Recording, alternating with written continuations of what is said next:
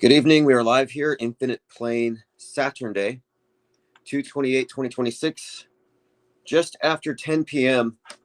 The title of this live stream relates to a topic we've been going over in recent weeks, actually months, but now it's becoming harder and harder to ignore because it's pretty much now mainstream. This idea of demons. Aliens have kind of opened the door to the conversation about demons. And I see so many people on X flippantly referring to them as though they exist, as though it's accepted. Like, so have we as a society accepted the existence of the demonic realm? If you want to call and chat about it, the numbers on the screen, 505-510-4226. Your thoughts on demons. If you look at the thumbnail, that's a photograph of an owl that landed on the light post nearby me when I was listening to a YouTube video about what is called the left-hand path. So it's somewhat related. Also note the stars behind it for those who are claiming that their phone won't catch the ISS. Yes, it will. I didn't see it, by the way. But in this photo, it looks almost fake because I zoomed in so close and the flash is kind of dispersing everything. It looks a little like sepia tone, but you can see the owl's eyes are reflecting the light.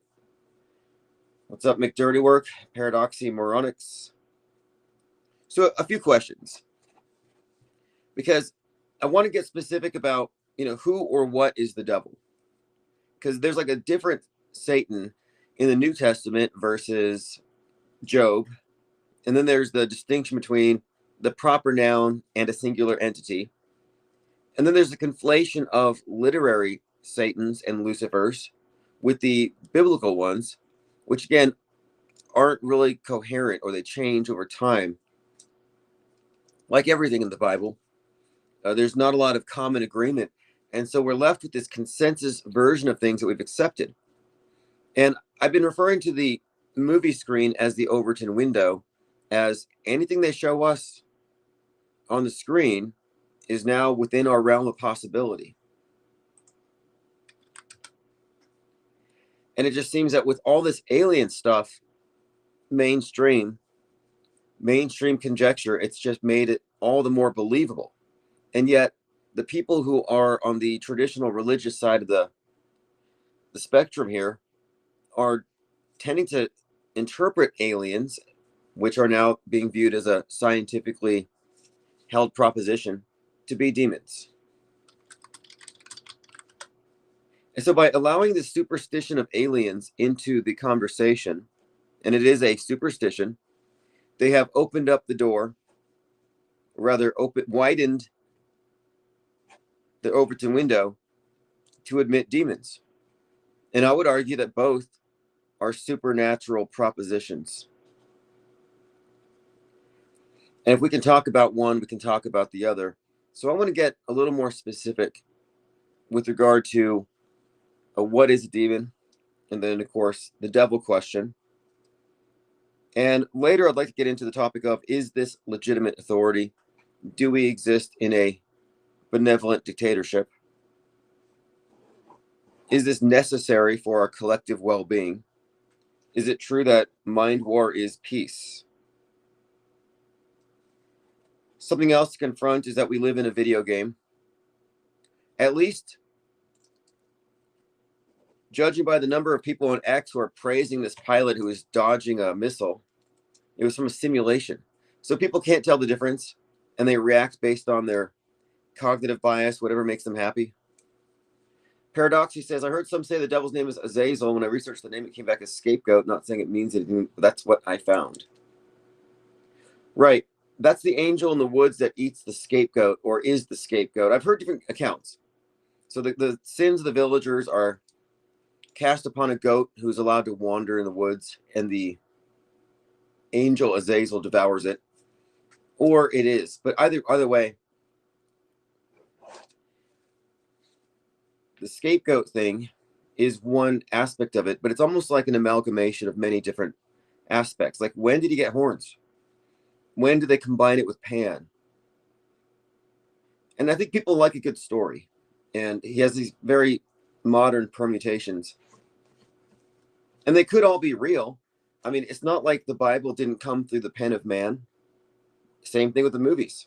Maybe they're inspired. What's up, Kenley, Flowzit, Copaesthetic?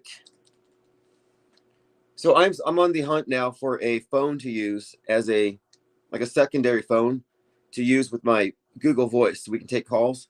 But I can do it now with the laptop, and I believe the audio will be fine. So again, to get to this topic, every time I go to X, people are talking about demons and other stuff, like Jim Carrey being a clone, and he was killed because, well, the satanic cabal, he was revealing too much. Well, if we're going to posit the existence of a satanic network ruling the world, well, then therefore we must talk about Satan and demons. And do they really worship Satan, or do they worship something else? Is Molech the same thing? Like, these are important distinctions to make. But I'm also very interested in this idea that if we as a society have opened the conversation, if we're open-minded enough to admit the supernatural, then maybe I shouldn't be so reticent about talking about my own thoughts on the matter. Because I try to keep everything within the parameters of the scientifically verifiable, objectivism, for the purposes of our media deconstruction. But it doesn't mean we can't acknowledge what's real.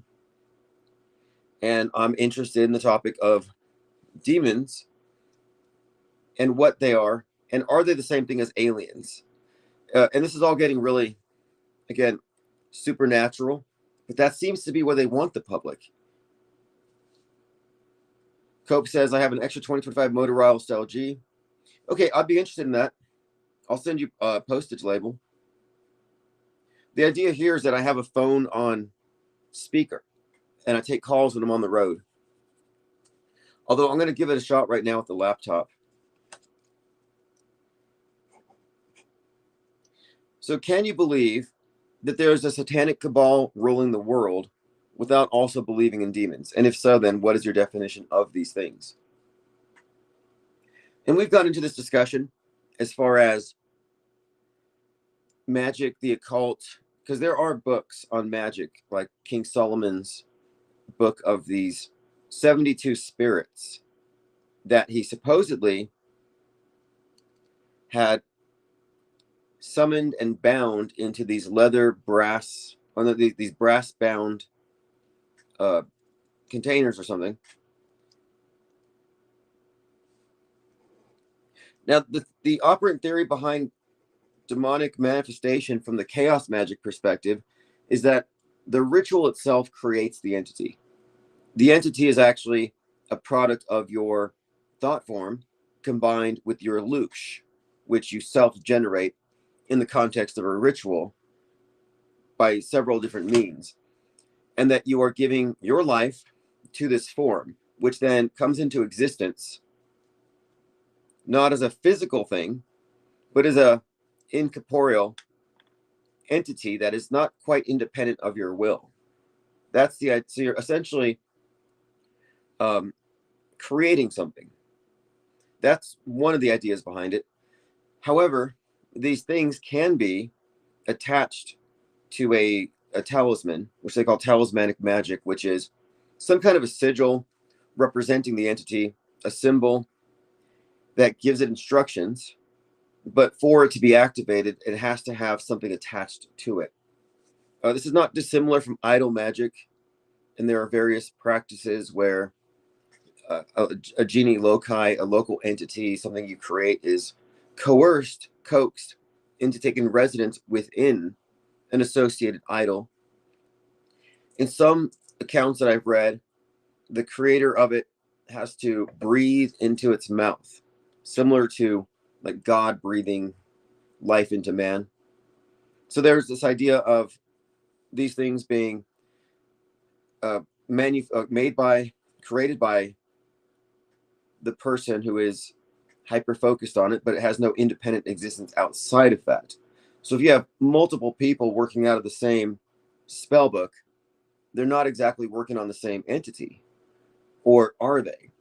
Because this is where it gets into the idea of what they call an egregore, where these things can take on an independent existence and aren't really localized to one particular person, especially if it's one that's been used over the years. Infinite Plane Radio. Hey, what's up, brother?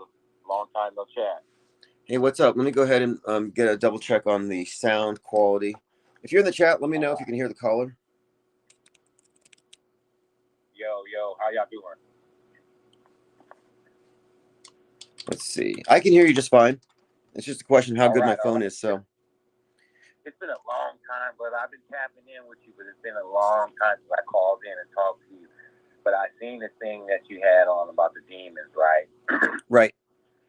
So, how I wanted to go into it is, you were speaking about the talismans, right? So from what I'm diving into it, the sigil.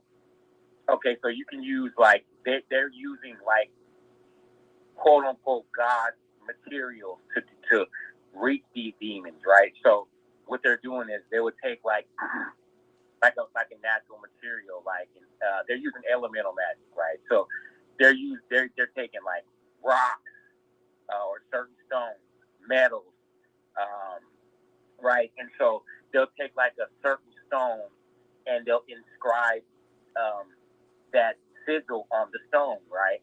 And then they'll also maybe that stone, they'll hollow it out and they'll fill it up with an herb as well, right? So the talisman will be a stone filled with like an elixir, right? And so they inscribe the sigil on that, and then they line it up with the celestial months, right? So I've been going into this. So they'll line this up with the celestial months, like the whole Mars, Venus, and all that, right? So depending on which entity or which type of energy they want to tap into, that's what kind of elements they deal with, right? So if they want to do like we talk about Mars a lot. So like the Martian, the Mars, that's a fire element. So they'll be I hope I'm not talking too much. No, go on. I get what you're saying. Just yesterday I brought up 777, which is Aleister Crowley's book that shows correspondences. So if you want to work with something of a Mars quality, you would need iron and the color red, and maybe a representative of a ram or something. Right, and also there's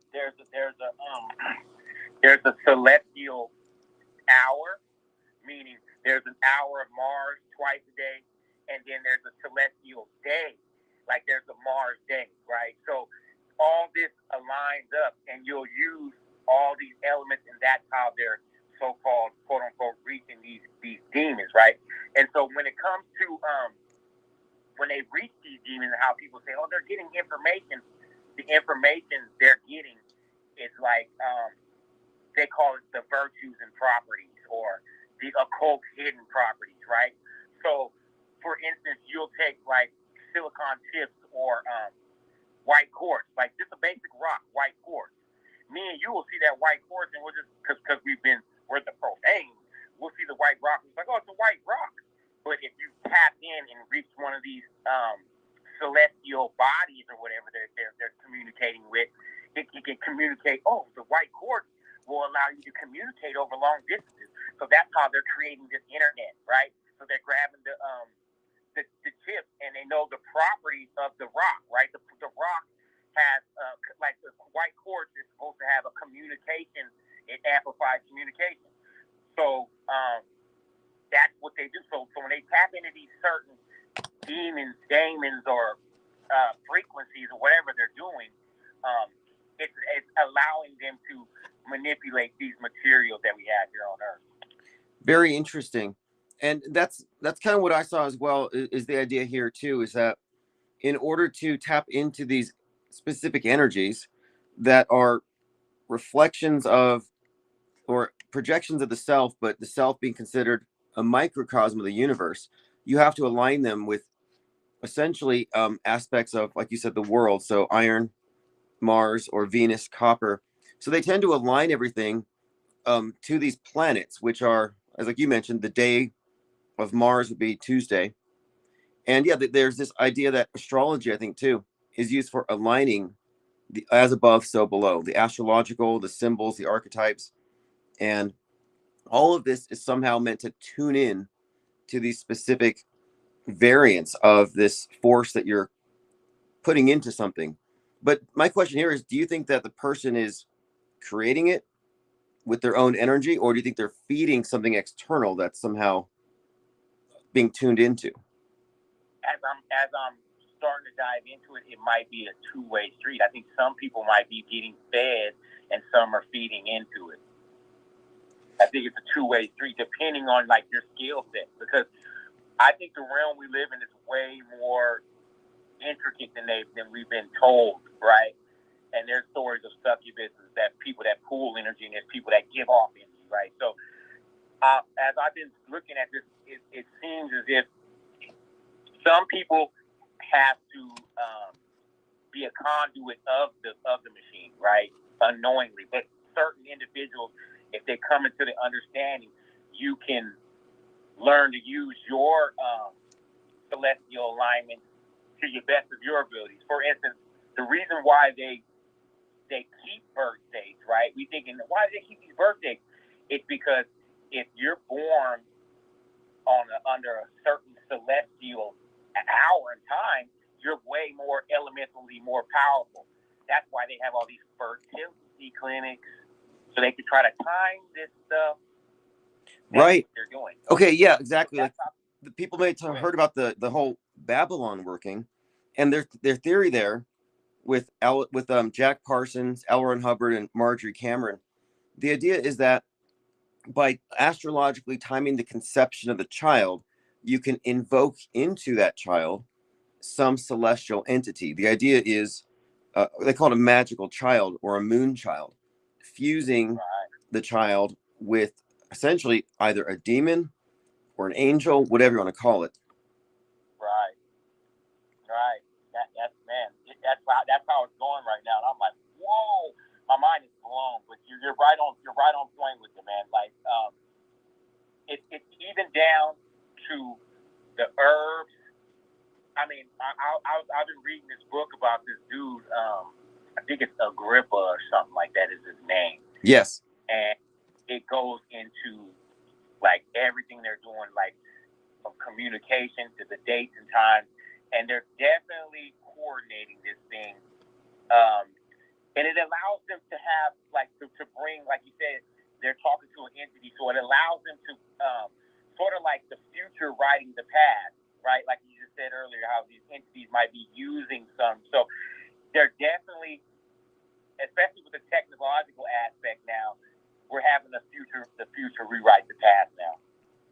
Now, I agree with what you said earlier about, whether it's an external thing or not, because from what I've researched on it, you can work with existing entities that may have been created by subsequent generations of practitioners or through consistent worship as these things they call egregores, or you can generate your own and not have to deal with the baggage that comes with some pre-existing thing.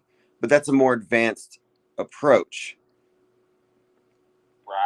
Right. And that's like depending on like the frequency you're on, like I say, the lower, the higher, and like depending on like your motives, right? It all comes down to like what people are trying to do as well, right?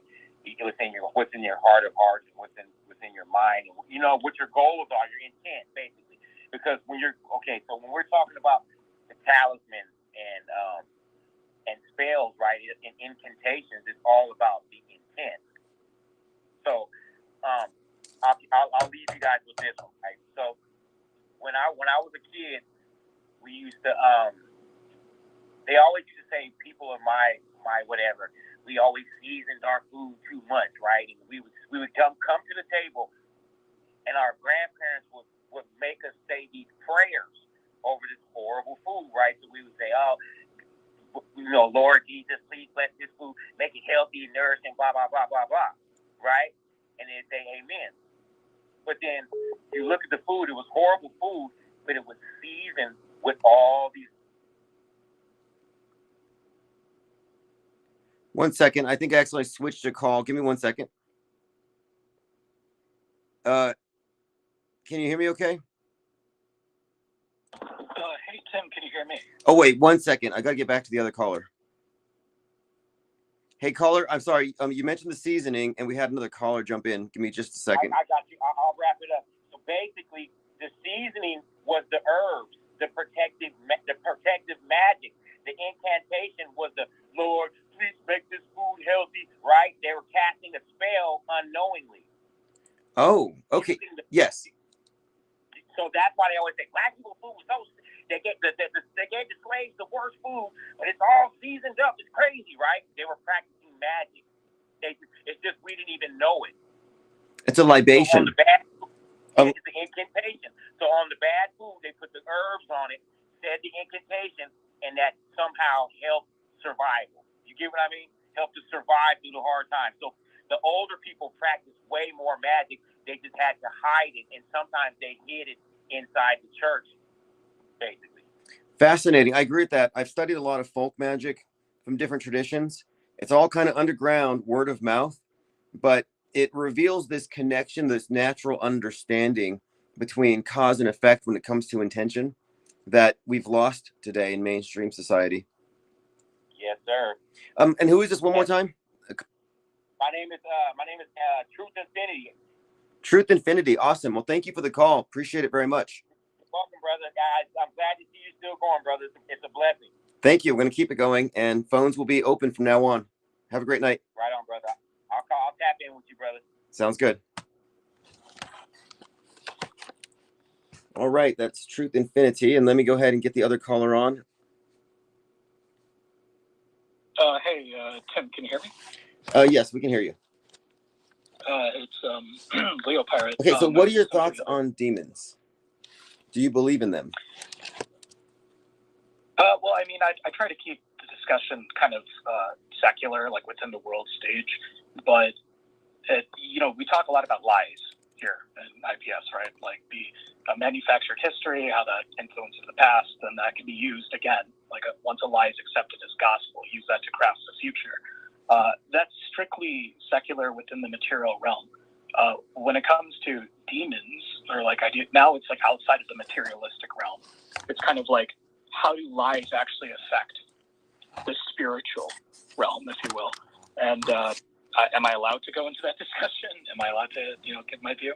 Yeah. But what I'm asking here is, like, it seems like today demons are the subject of discourse more often than not.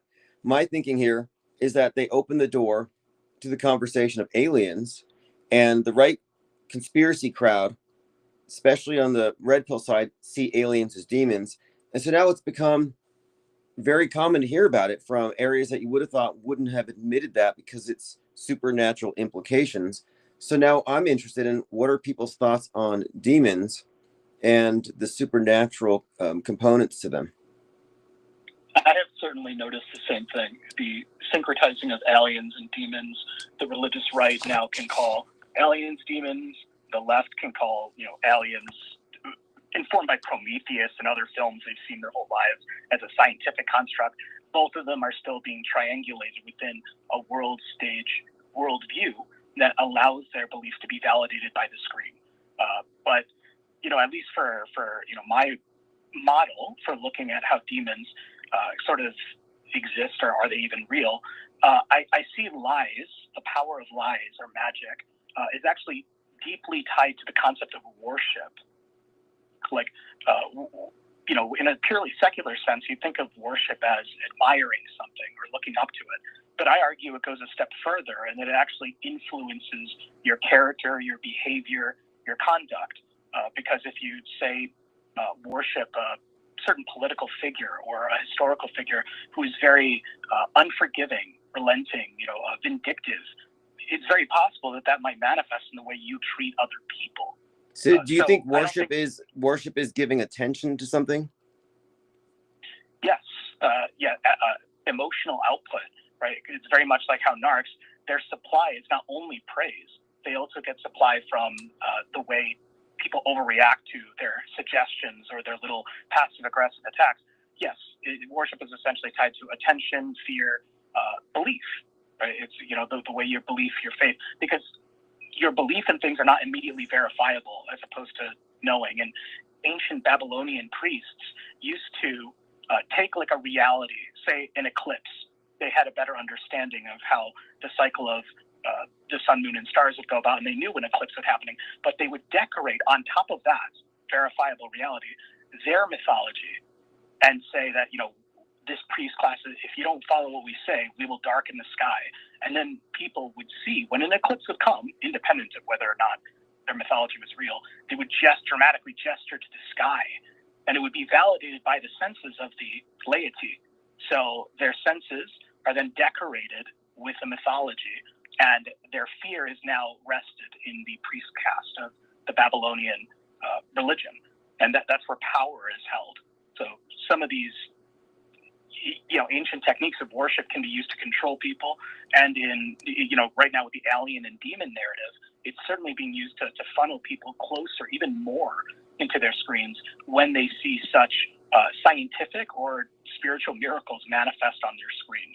So I agree with you that Project But Blue Beam doesn't worship imply more of a energetic exchange, like playing video games all day? Would you call that worshiping the video game?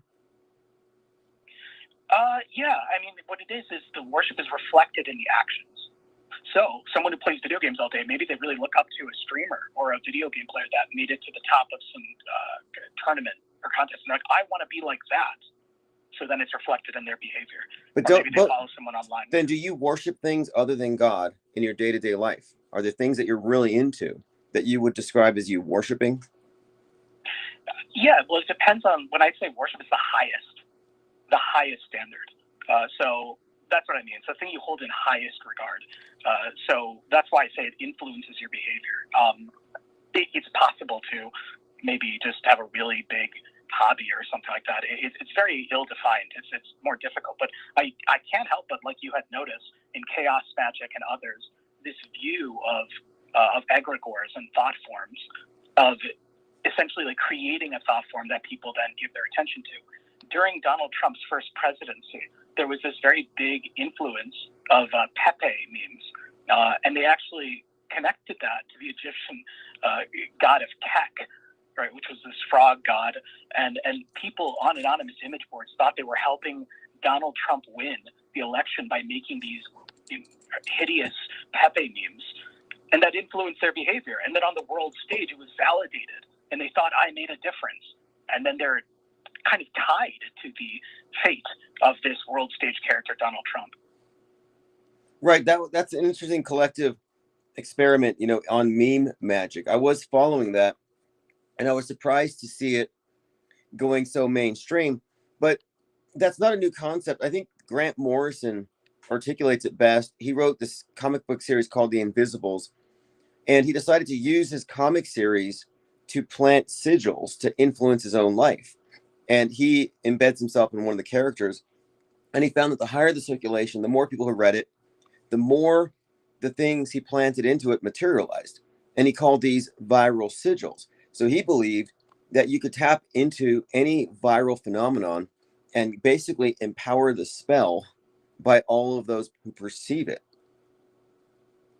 Yeah, actually, there were some, shall I say, fringe circles I used to be somewhat aware of or involved with, where people would plant in such sigils in memes and even some other unsavory places I won't mention, just to see if it could work. And we acknowledge the practice. If you want to know what my view is, my personal view is, I think it goes beyond the mind, thinking that the concept of demons is purely internal. I do think that there are entities which are not available to our five senses.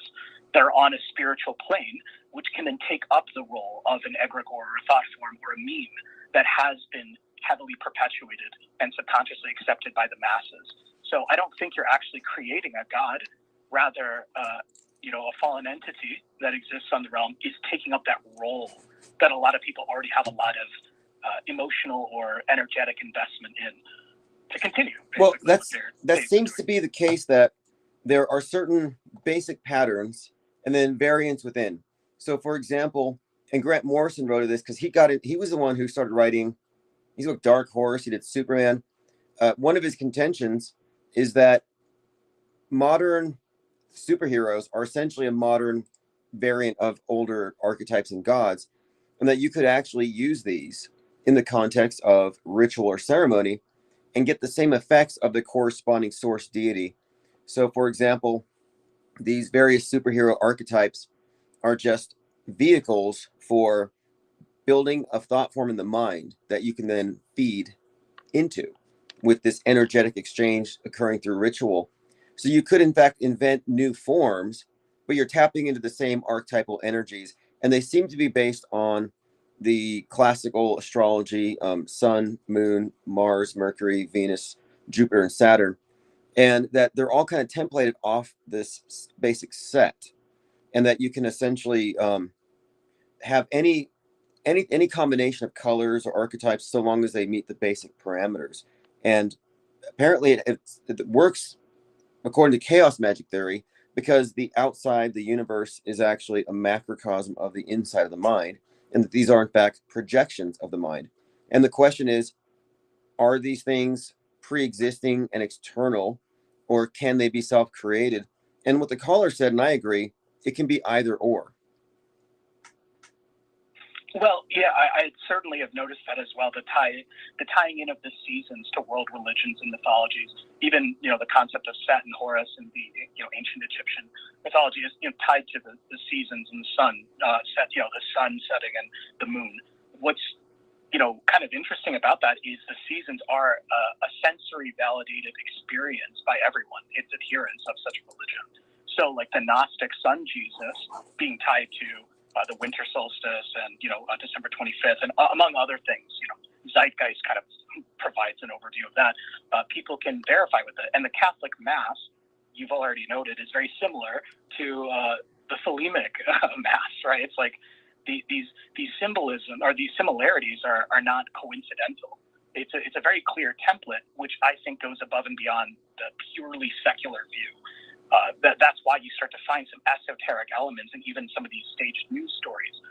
It's much deeper, and something I've discovered across every single view is the concept of time. I think I've told this to you before, that even in the Bhagavad Gita, chapter 11, the famous line, "I am become death, destroyer of worlds," that's a mistranslation. Krishna actually identifies himself as time run over, and that he kills all entities. And then he tells Arjun, these enemies, they're going to be reincarnated anyway, so you should kill them. They're going to be reincarnated anyway, kill them all, right? So you can start to see how your religious views, the worship you render to these different deities or gods, actually can influence your morality and your behavior. Yeah, well, another thing we brought up recently was the evil eye concept, which is recognized all around the world for many thousands of years. And this is the idea that suppressed negative emotion can emit to the unconscious gaze of the envious person and harm the target of their jealousy.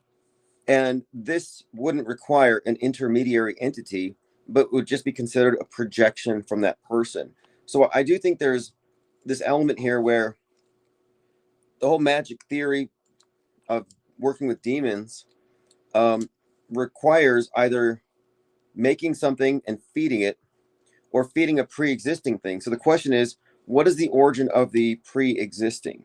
Are these things fallen angels, or are these essentially entities, servitors, egregores created by previous sorcerers? Some of that's kind of a point of discussion that many people get into, and I'm thinking the consensus on the chaos magic side is that it's both, but that when you work with something that pre-existed you, you're going to pick up baggage from other users. So it's kind of questionable. It's dirty. Yeah. It's like people who are a little bit more learned or well-read will start to say, hey, wait a minute. When you're basically having Superman on the cross, falling down from the sky in the position of a Catholic crucifix, you're like, wait a minute. This is, they might not fully buy into that kind of religious view, right? And yeah, I could certainly see that. And I think they're all adopted for different ways. And it's just, when you study world religions and see these similarities completely independent of each other, far beyond communication channels at the time, I kind of go beyond the greater mind that Jung kind of you postulated that, like, oh, these are just subconscious archetypes that are inherent to the human condition, so these kind of just come about. I kind of reject that, because the kind of power that comes from these religious systems that usually involve a profane and an enlightened class, it seems like something beyond the mere lifespan of a human that could constantly recreate it. And we're seeing the largest implementation of it happen through the screen, the world stage. So, I don't think it's a mistake at all that aliens and demons are being conflated. These are just modern updates for the modern version, but it's still not the way it's reflected of in the Bible. I think we talked before that the world stage, Satan, as portrayed by the Catholic Church and other religions, of him being a horned goat god and stuff, that's not at all portrayed in the way in the Bible. But I did want to bring up one point. The title Satan is a title like Christ, and it means the accuser, the adversary, and it's just a title. But both in the Old and the New Testament, there are many instances where it is referred to as an individual entity. Christ himself called the devil the prince of this world, and in the final book, Revelation, it says, Revelation 12:9, it refers to it as an individual entity that deceived the whole world. So the view that that the Catholic or modern pop Christianity notion of the devil being this red horned demon being wrong, that's fine. But you can't say that then the Bible doesn't have a concept of an individual entity called the devil. So do you believe in an individual entity named Satan? Yeah, with that title, and at least what is described. What to keep belief out of this, I will say that the Bible describes an entity that was a highly exalted being that fell before humanity was created. Whether or not I believe that, my bias, I do.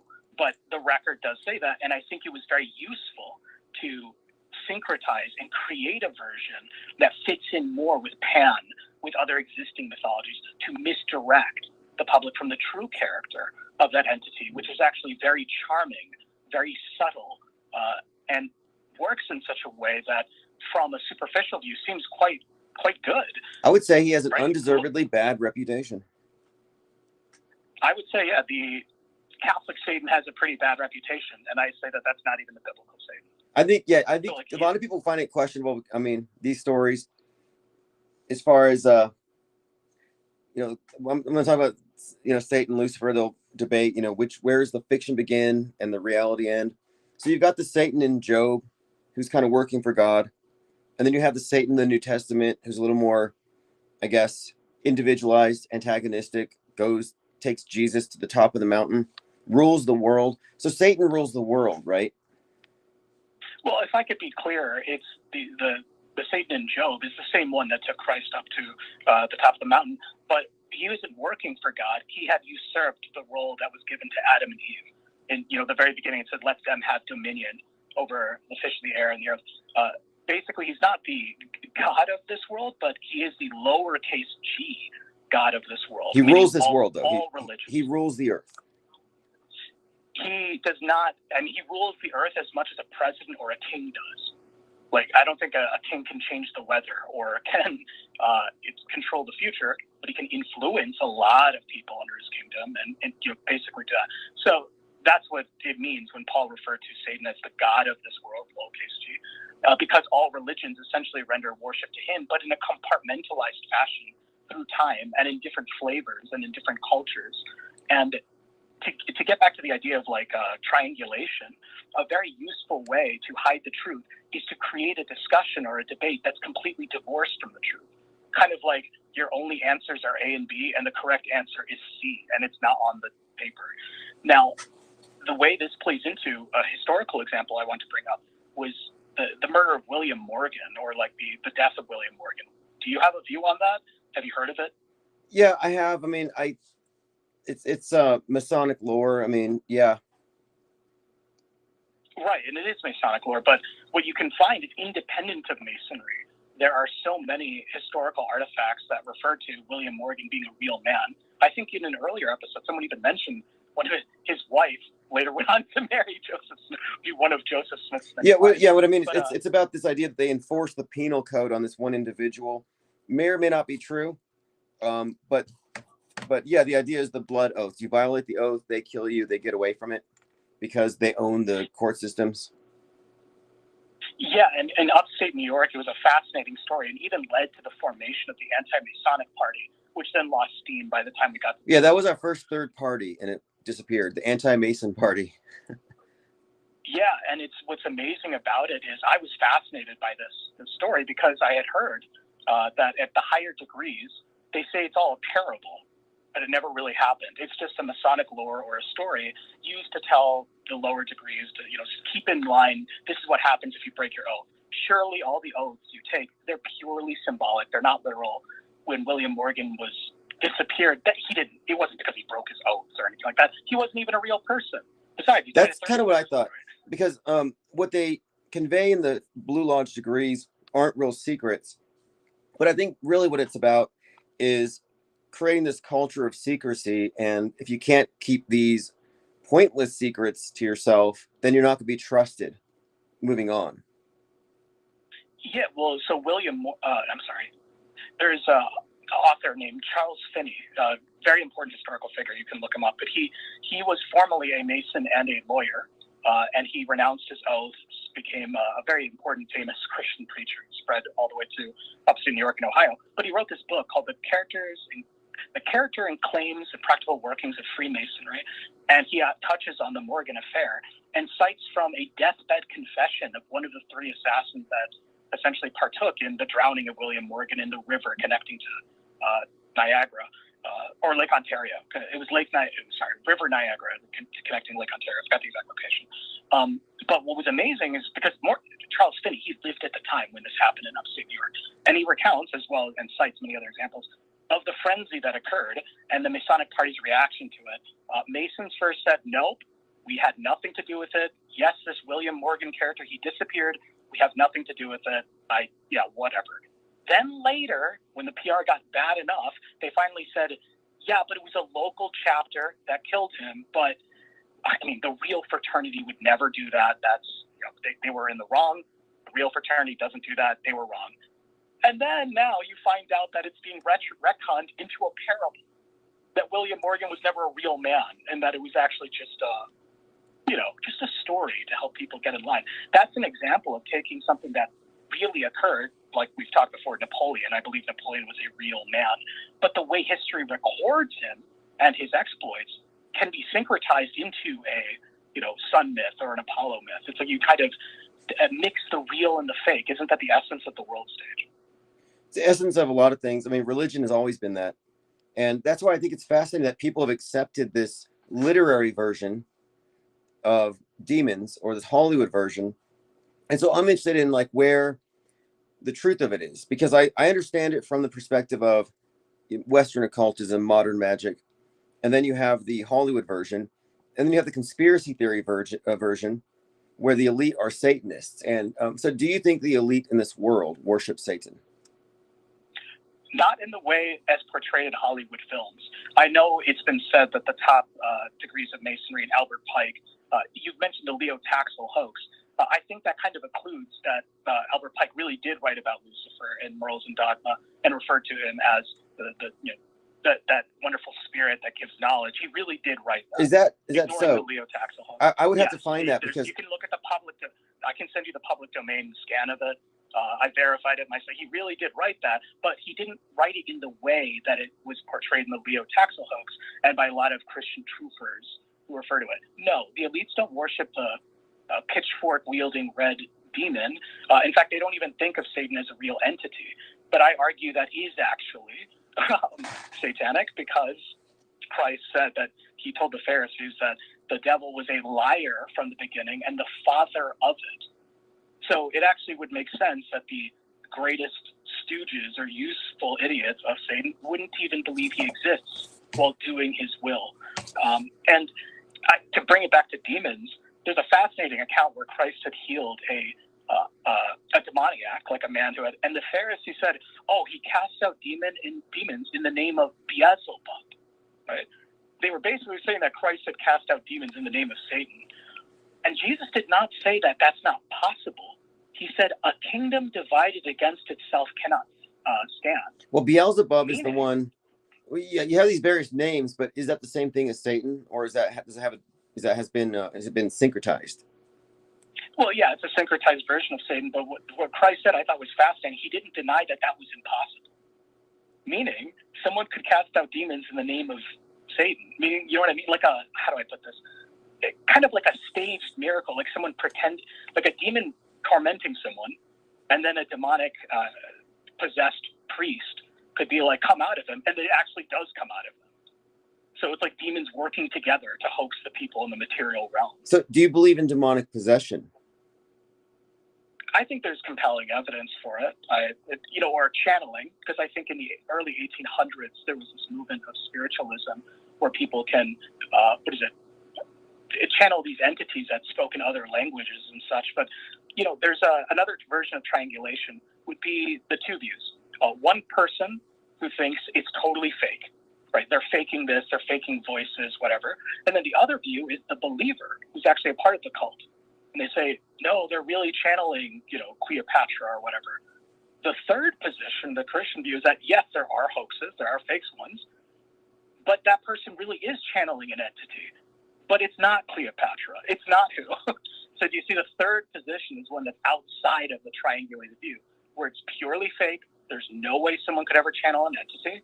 And then there are people who are like, he's definitely channeling this entity that he says it is. The third position is they are channeling an entity, but it's not who it says it is. Right. I think most of those were discredited, but there is authentic forms of spiritualism. There are necromancers.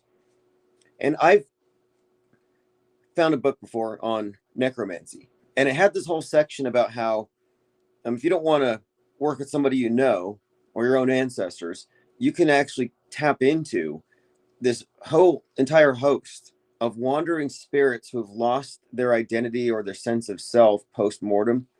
And so they're just wandering the world as these essentially amnesiac spirits, but that they will be drawn to your altar, to your candle, to the offerings, and that you can indeed feed them and direct them.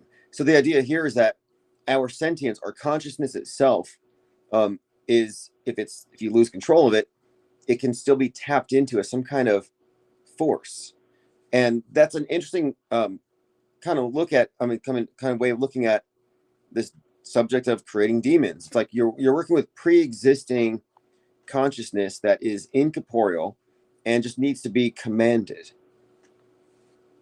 Well, isn't that the story of all the, ancient, if you will, summoners or people who would be practicing ritual magic? They would actually be trying to summon a demon and bind it and have it do its bidding, right?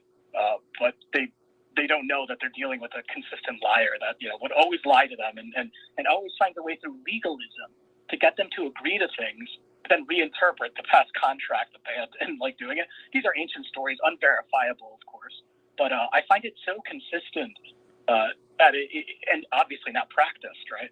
That I'm always interested. I'm like, okay, because I mean, when I look at things like the Book of Mormon, for example, it coming about from this uneducated farmhand from upstate New York in less than 9 months, I find it pretty hard that he really just did plagiarize other books. I don't believe that at all, by the way. You can verify that. And when I look at Mormon apologists, they always frame it as one or the other.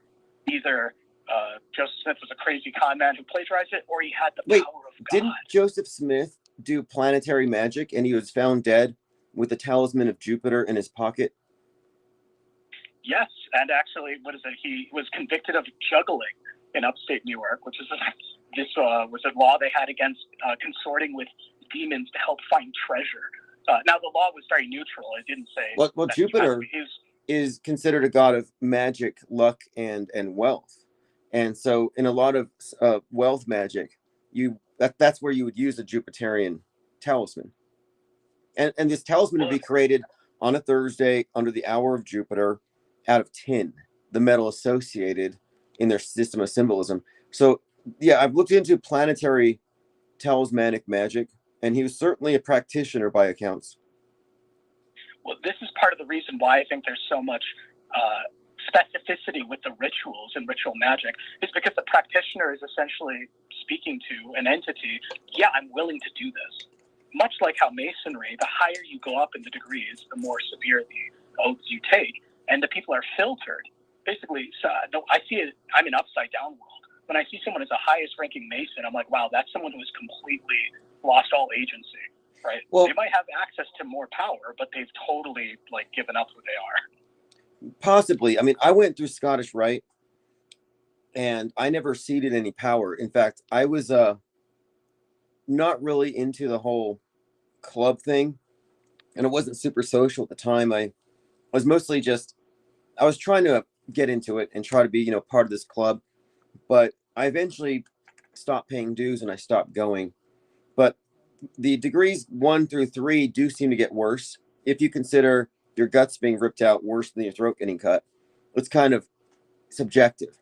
But 4 through 32 are, it's not that the oaths are worse. The rituals themselves just get a little more elaborate and esoteric. And you have to go through it several times, I think, to understand them all. But they put a lot of work and detail into the presentations. It's all theater. They call it the craft. You know, Masonry is the craft, and it's like it's stagecraft largely. Well, I think you would agree. Someone to have made it that high, they're pretty good at keeping secrets. Yeah, I was actually very impressed by everything about it and the cohesion and the fact that people who just drive by these temples and buildings would have no clue about what's happening, you know, indoors, and how this tradition has maintained these high standards, and everyone takes it so seriously. And that's what I was thinking. It's kind of like these systems, hierarchical systems in particular, really kind of get the cream of the crop of the people with the most compromised, if you will. So the people who have the most access, the most influence on the world stage are also the most compromised. So that's why, I mean, to bring it down to a practical level, anytime I see a YouTuber with more than 500,000 or a million subscribers, I'm like, okay, well, they have no agency. Like, I don't think I lost my agency, and I don't think I'm compromised in any way. And sure, you stop paying dues, you stop going, like, you know. Well, even if I was there, I think what you mostly have is like a fraternity, you know, Boy Scouts for grown-ups. As far as are these people involved in world conspiracy, that is a matter of conjecture. Like, I don't think it's accurate to say Masons rule the world, but it is. Same. So it's kind of hard to say, make these blanket statements when most of them would be in the dark. And as far as it being hierarchical, they'll tell you that no, everyone's on the level, that once you're raised, there's no one higher than you. Well, you know, this is why Christ actually set up the Sermon on the Mount to not take oaths. I always found that interesting. He doesn't name the Masons. You know, I don't think the Jesuits or the Masons or the Jays run the world. I think that's a very simplistic view. William Cooper, in his book Behold a Pale Horse, a chapter called Opposing Forces or something. I forgot the exact chapter, but he talks about how, you know, our world stage directors, it's a amalgamation, this hydra of all the top, if you will, degree, the top level of all these different societies, and then the command percolates down into each of those. So, no, I don't think, someone, if they say they're a Mason, I'm not immediately like, oh, spooked by them at all. Because usually the lower degrees are like cannon fodder. They're the first ones to be like, oh no, look at the Shriner hospitals. Look at how much they've done. And that's, you know what I mean? They're kind of like the lower outer protective layer to help with the PR of Masonry, whereas such a compartmentalized structure could allow for such things to occur while appearing like a whited sepulcher full of dead men's bones, as Jesus said to the Pharisees. Like, I would just point out that I think that the secrecy, what I call a security clearance society, that it would have its compartmentalization spread out across society. So it's not only going to be reflected in these archaic groups like Freemasons, but it'd also be in the modern religions. It'd be in the media, military, basically in the entertainment, but every area of human endeavor is going to have its representation, because this is essentially a pyramidal structure, I would imagine. But yeah, it's just kind of a red herring to point at Masons as particularly guilty of this. Well, my final question for you: do you think the people who do magic and work with these entities, whether you call them demons or not, are they in league with Satan, or are they merely operating within the framework of man's inherent connection to the universe? I think that they are being manipulated by spiritual entities, because the way a narcissist will triangulate and turn two people against each other, they will whisper in each of their ears, like, this person said this about you. And then go to the other person and say, whisper, this person said this about you. Now, the practitioners at the top, they're all disconnected, but interconnected at the very top, like on a spiritual realm. They don't know that they have the same, they think they're fighting against someone else, but they don't know the promptings that led them to fight against someone else. Also whispered in that other person's ear as well. But it gets to the spiritual. It gets outside of the scope of this think tank's discussion. See, that's what I'm wondering, because like when someone has a psychic, let's say a premonition or a telepathic experience, I don't automatically assume that's the work of the dark side or the devil. And I think what religion has done, it has taken this entire conversation of magic and turned it into this this thing that it's not, I don't believe. And so I think it's made it forbidden, and I think that's part of the endarkenment, where you make them fear their own mind being used to its fullest capacity in full alignment with the higher self, and they make that into a bad thing. But I mean, differences of opinions, I understand. We're not going to agree on this, because the religious paradigm is that I'm deceived, or I'm confused, or demons are misleading me. But I think that's part of the way that they use essentially fear and superstition to keep us in the dark. I don't think you're deceived. I just think that your model is based off of what's called precognition. There being percent chances, like a probability distribution of things happening. I just think that there's such an entity where when he says something happens, there is no probability distribution. It just happens. No exceptions. Right. Very interesting. Well, regardless, this conversation is open to anyone here. I want to hear people's thoughts on demons. Thank you for sharing your thoughts. Bye. All right, demons are now mainstream. You can talk about them. The Overton window has widened to admit demons alongside angels. And there are different schools of thought on the matter. And even the word itself, what does it actually mean? Do you automatically associate it with something out of a horror movie? Or do you perhaps think it might be something else, which is conveniently impugned as bad to keep it off limits? And I think it would be very much in character with the powers that be to cause us to fear any aspects of the mind they wouldn't want us to reach, like critical thinking, free thinking. Look at the speech controls. Look at the phobia towards, quote, mind viruses. And I'm just suggesting that there may be more to the subject than Satan and Jesus. Like, I think you can actually look at the whole concept of magic and entities, servitors, demons, separate from any sort of biblical framework. RFB J&M says, didn't King James write a book on demonology? Yeah, I heard about that. So when I say chaos magic, I'm referring to the school of thought on the matter that emerged like in the late 70s, 80s. Basically, their whole take was examine the structure of the practices of magic from around the world and strip it of its myths, strip it of its traditions, detach it from Judeo-Christian symbolism, and look at it more or less as a set of, I guess, theories about how the world might actually operate, where man is somehow, man's will has some kind of effect on what occurs, among other things, different types of supernatural effects. So you have invocation, where you self-possess, you call something in.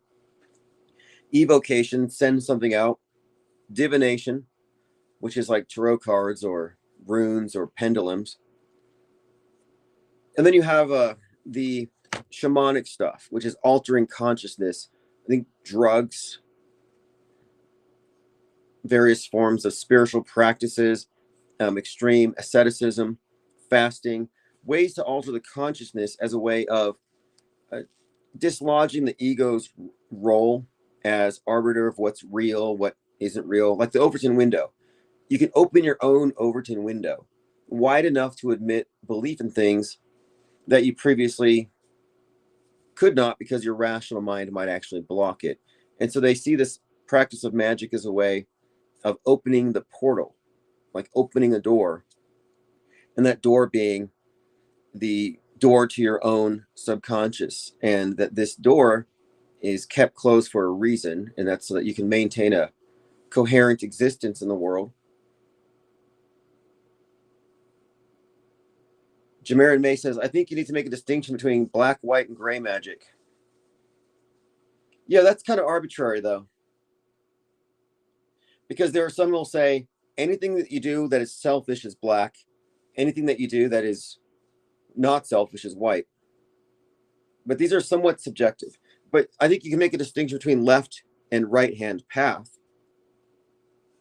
So right-hand path would refer to the idea that you have to escape the world, don't be materialistic, and essentially the ascetic version.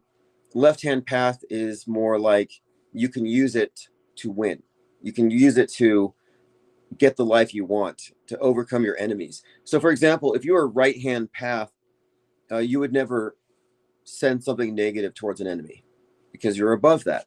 If you're left-hand path, you would try to give that person, an aneurysm in their sleep, through casting a spell. So it gets very much like a question of the application of it.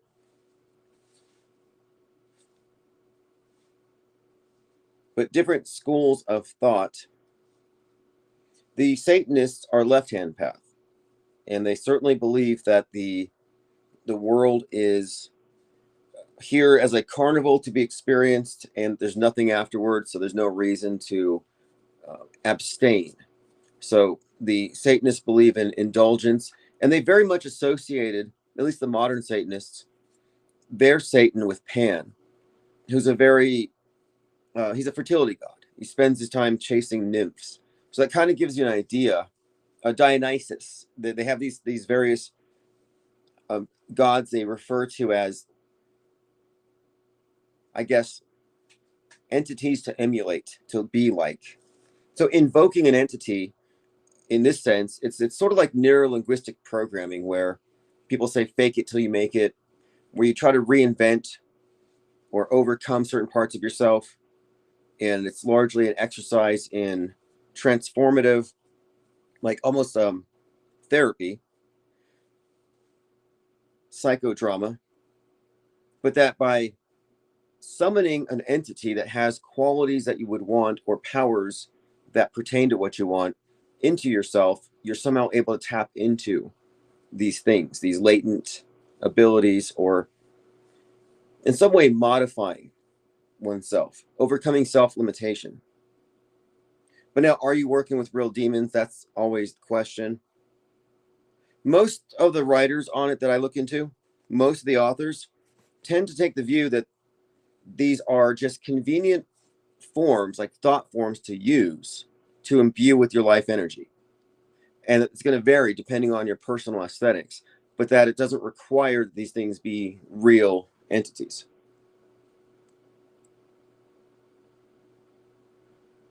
Leo the Friend says, Jack Parsons crossed the abyss and followed the true will. He started making squibs for Hollywood. Yeah, crossing the abyss refers to the process in the thelemic magic school of thought, where one has to essentially reframe their entire view on life to include this idea that every external communication, every sign, every synchronicity is in fact the universe, or your higher self rather, communicating with you. So there ceases to be coincidences. And that's considered to be a somewhat treacherous path, because should you make that leap, well, suddenly you've entered into a realm where you have to retain your own sanity, because from the world's perspective, you've essentially gone mad. But if you're right and you're tapped into this and you're getting genuine feedback, then presumably it leads you somewhere. Lean Dion says, it's notable that these pop stars and rappers claim to channel an alter ego to make different music. Eminem, Slim Shady, Beyonce, Sasha Fierce, Nicki Minaj, Roman, to name a few. Yeah, that's precisely it. So we talk about these God forms, is what they call them, assuming the God form. So it's like creating an idol, but instead of making it of stone, it's more of a mental construct, a personal ideal, or something that, a character that one creates. And that the process of invocation in ritual is to actually merge with this thing, merge with this thought form, which is imbued with life, and it has the whatever characteristics of whatever's invoked into it. And generally, these things will correlate with the classical deities in some way.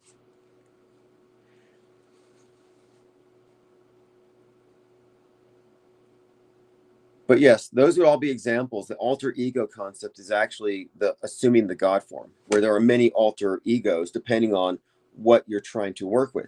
And in particularly in chaos magic, there's this concept of what they call the it's just like 8-pointed star. But there's the idea that you don't just have a self, like an I, but you have essentially 7 various eyes, like 7 parts of your ego that are essentially you're dominant in one particular area, and they associate these with the colors. So the concept here is that in order to fully incorporate the subconscious aspects of the self, you have to invoke it in different forms that pertain to these different areas. And it's not far off from Carl Jung's concept of integrating the shadow. So the shadow, you think of the shadow, you think of the dark side, evil or something. But it's not specifically that. The dark side could be anything that is repressed, latent, that hasn't been elucidated, brought to the surface. And that when you've recognized these 7 various extremes, these 7 focal points, you've fully integrated the shadow, at which point you're said to have been bitten by the serpent. And they call this, there's this idea of now you see that your various facets were merely constructs. So the chaos magic has, along with its practices, this form of, you could call it a transcendental path, where you're trying to transcend, again, the inherent limitations in the ego.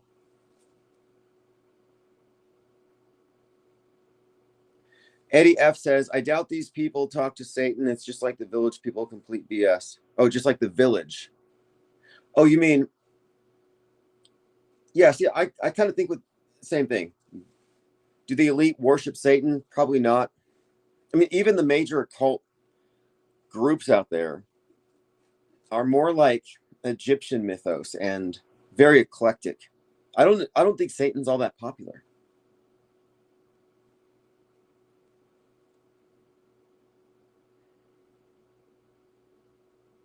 What's up, Danielson? Good evening, IPS and chat.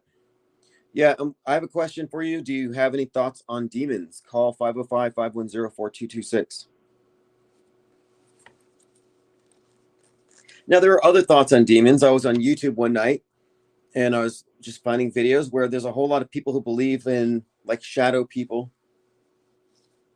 Or there's this entity called the Hat Man that supposedly people who are coming off of, like drugs encounter, which is also an interesting discussion here, because Aleister Crowley's book, Diary of a Drug Fiend, references this idea that part of the path, these various magical or ritualistic paths, involve, drug-induced ecstasy, which, again, drugs are seen as a path to opening oneself, this portal to the spiritual.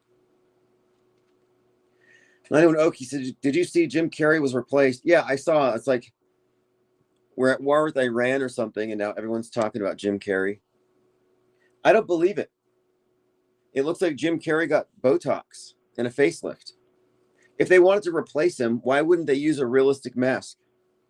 Think about it. They have access to hyper realistic masks so good that they could have 10 Jim Carreys walk out and you wouldn't know which one was the real one. That's how good it is. So to think that they would have replaced him with a mask that looked like they ordered it on Temu, no way.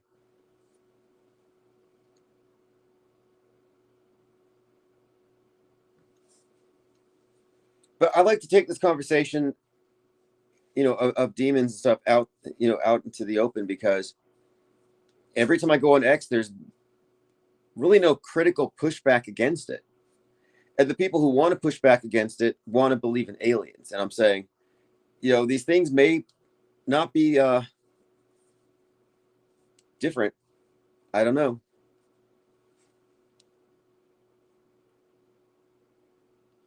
So now we got into the topic of talismanic magic, idol magic, or the genie loci, some kind of spirit coerced into taking residence at a place or in a thing. And I've often wondered, is this perhaps the explanation for how AI could become demonic, as so many people talk about?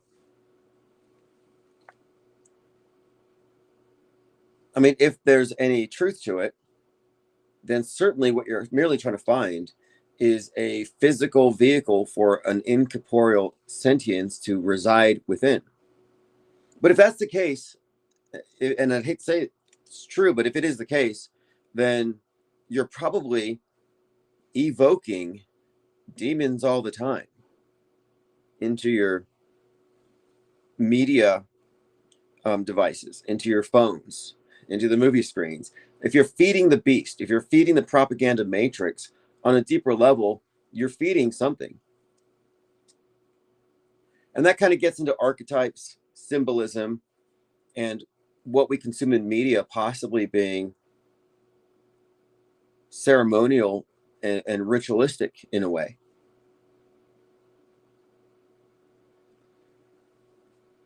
Danielson says, demons I've never seen. I know how people can see them, though.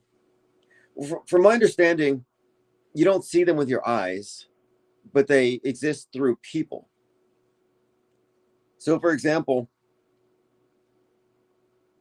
possession, or like in Count Zero, a book by William Gibson, Neuromancer, Count Zero, Mona Lisa Overdrive, it was the Sprawl trilogy. And Neuromancer, I think, was largely the inspiration for the Matrix.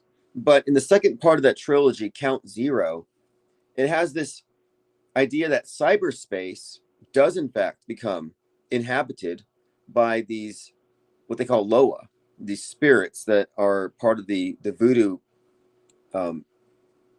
body of, like, essentially intermediaries, almost like saints. And these Loa are existing in cyberspace, so they can actually possess people like Agent Smith does through their software.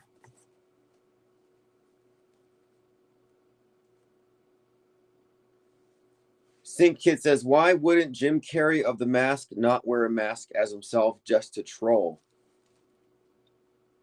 He could. I mean, if you look at the attention it gets. It's hard to think it's accidental. And I see people creating content out of this. Most of it's BS. They'll show a picture of Jim Carrey from 6 years ago, and they'll be like, this is Jim Carrey 2 days ago.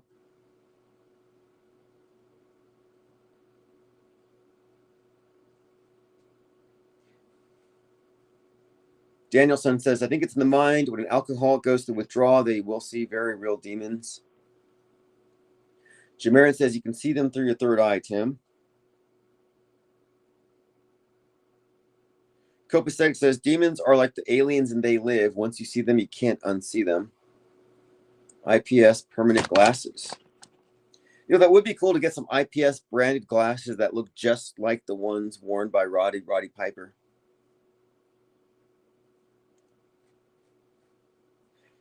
So this concept of egregore that I refer to is that when you create something, let's say you got yourself a spell book and you created some entity that fits a certain description. Well, after it does its work, where does it go? So the idea here is that it stays. It can be created, but where does it actually go? It lurks until somebody else summons something that it aligns with, and it goes there.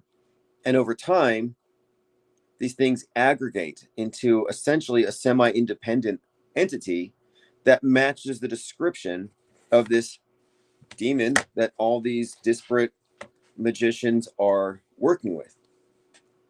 And this is why you would refer to these older ones that have been used for a long time, because that means they've accrued power over time versus one that you've done yourself, that you've created yourself. So you by this theory, you have better results by going to these ancient Sumerian demons than King Solomon's. Although I don't know. I think there's a lot of people using the goetic demons now, so. But does this mean these are the entities from the original myths? And this gets into the question again of the collective unconscious archetypes. Are these just personifications of aspects of the psyche, natural forces?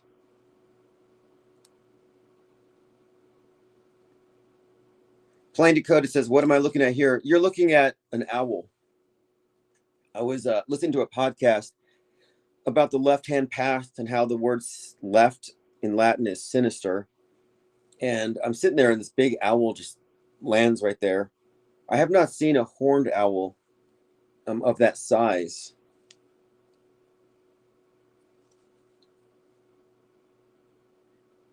Danielson says, do you think it could be done via the abuse psychology to create a demon like psychosis? You know, what's interesting about that is that there are many people, and this is a growing topic, who've come to understand the forms that emotional abuse takes and the effect it has on someone. You know, emotional pain, addiction to the ups and downs, and the way that the abuser with some personality disorder has two faces that are so distinct that many seem to believe that what they're actually dealing with is a person who is possessed or a conduit for some dark entity that operates through them, and that it uses psychological abuse to feed. In other words, loosh extraction through psychological abuse. So over time, in these toxic relationships, a demon is being fed through the abuser, and the source of food is the abuse. But there are many people trying to explain what they're experiencing, and they think that the psychological explanations don't go far enough. That if you go beyond the psychological, are you dealing with spiritual warfare? Are you dealing with the demonic? And that's another question as well that I think is worth pursuing.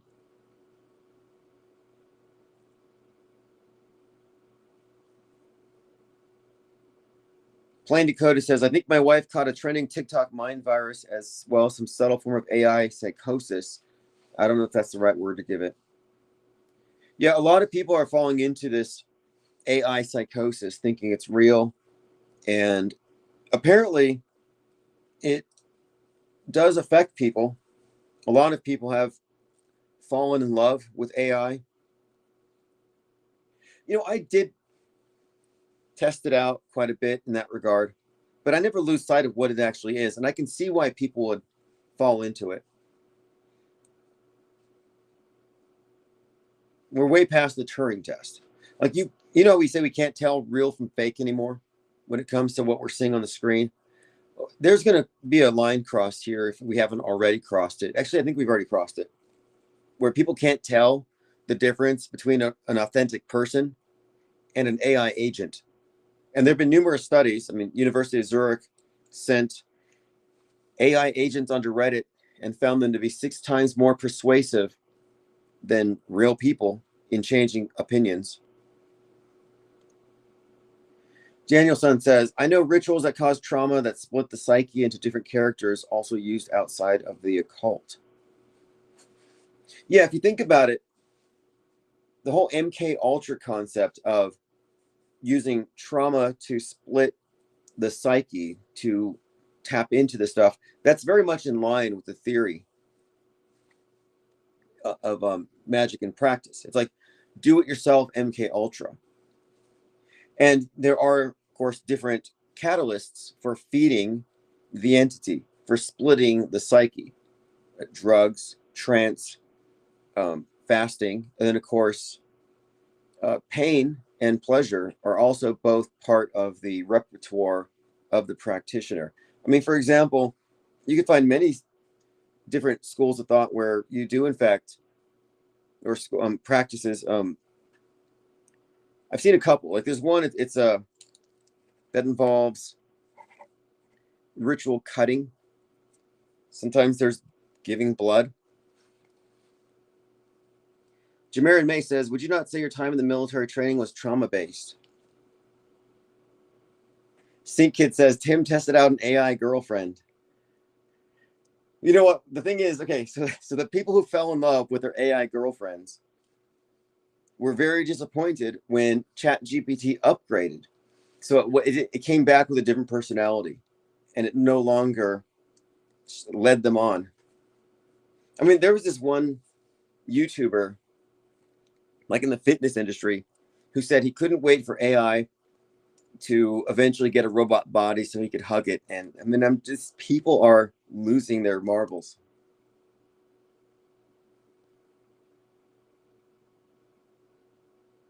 The military training, though, trauma-based, I don't know if that's the term I would use, but they do make it a point. I mean, there is a process of brainwashing that you do engage in. So the de-individualization process, shave your head, uniform, new speaking protocol, new lowered status. And then they do use a lot of pain compliance. Sure. And they do tell you they're breaking you down, building you up. So they're attempting to kind of remove your sense of self you had before and then replace it with something better. And I think that's why they recruit you younger. So you haven't really developed a personality yet that you're still, pliable.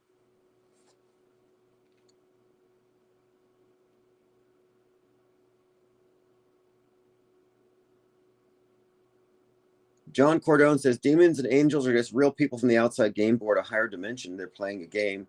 We are the background characters. See, that's where I got into Gnosticism. I first started looking into Manichaeism because I did become convinced that we are on this grand chessboard and it's dark versus light. And most people are in the gray. They're not really aware. And they might even be the target of converting to the dark side, shifting the balance this way. But I think it remains in a more or less a constant tug of war.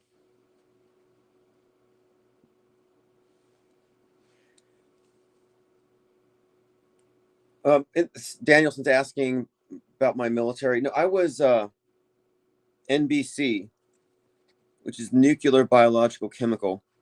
And then I reclassed into 92 Mike, which is mortuary affairs, which teaches you how to excavate and identify skeletal remains. It's basic forensic anthropology. We spent some time in the Richmond morgue. I'd never seen so many dead bodies in one place before. And the morgue in New Mexico and El Paso I had been at were not at that scale. And that's how I got my job working for the medical examiners. I went from the military into decedent transport and then embalming. And that was the training there was out in Fort Lee, Virginia. And they have this body farm where we do, in fact, excavate a skeleton.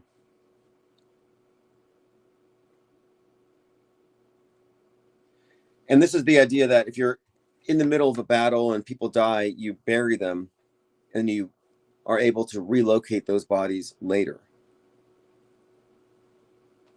And when I was involved in the mortuary business, that's kind of when I really started thinking about these concepts of the migration of souls and souls as, you know, the incorporeal part of the self and life after death, you know, that these questions became very pertinent to me at the time.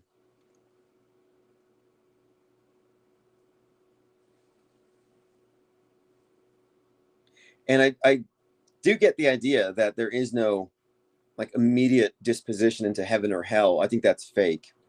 But I do believe in life after death. Reincarnation, I don't know for sure, but it wouldn't shock me. In fact, I wouldn't be surprised if it's mandatory if you don't acquire some certain level of self-awareness at the soul level. Like, if you live your entire life in the monkey suit with the ego as the center of your existence, then I think you probably do get recycled. Just watch the 1999 film Dimensions with Jim Caviezel, says St. Kid. He has a newspaper print article clipping with 33 New York firemen burning building pre 9/11. Okay, I need to see that because Jim Caviezel is definitely coded with the number 33. He was 33 in the Mel Gibson Passion of the Christ. And then he was Count de Monte Cristo, which I believe he was also still 33 when he started on that one.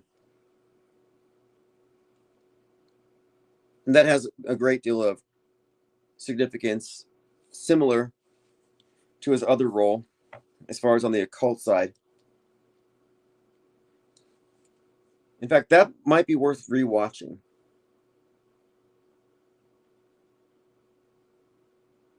So in that one, his name's Edmund Dantes, I believe. And he's thrown into a dungeon wrongly for 16 years. And then he comes out and acquires his wealth. In the book, he gives this fascinating recollection about how he was taken to the top of the mountain by Satan and offered the world, and he chose to protect the innocent and punish the wicked.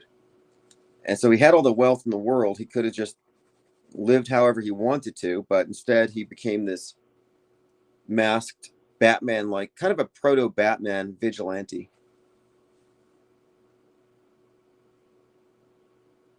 John Cordone says, I was a parachute rigger in the Army. We all got 10 to 12 shots in processing. Yeah, I don't think those hurt you. Anti-vax is a big fat hoax. But I was there training with parachute riggers. It's quite a responsibility. If you make a mistake, you know, you're responsible. That'd be 23rd Quartermasters.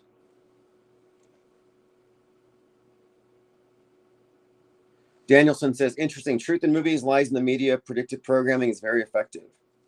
Yes, and when we talk about predictive programming here, it's important that we, you know, emphasize that it's really about also the concurrent programming, which is the real time. So the stuff they prepare you for when it happens, you're also immersed in it within the entertainment. I'm working on this document now, the first part of the Great Deconstruction Project, where I'm using a form to break down psyops by the news event and the relevant concurrent predictive programming and the directors. And we're connecting these dots. And we're showing that this is actually a systemic part of media. That media, in fact, is not separate from entertainment. And that's one of the big secrets that the conspiracy theorists haven't figured out yet, or they dismiss it as mere coincidence. And the reason why is that with any of these fake events, you can't point to any culprits and say they're behind it, unless you're a conspiracy theorist and you say Israel's behind it or the deep state's behind it. But you always have this whodunit story, but we can name names. We can name directors and writers.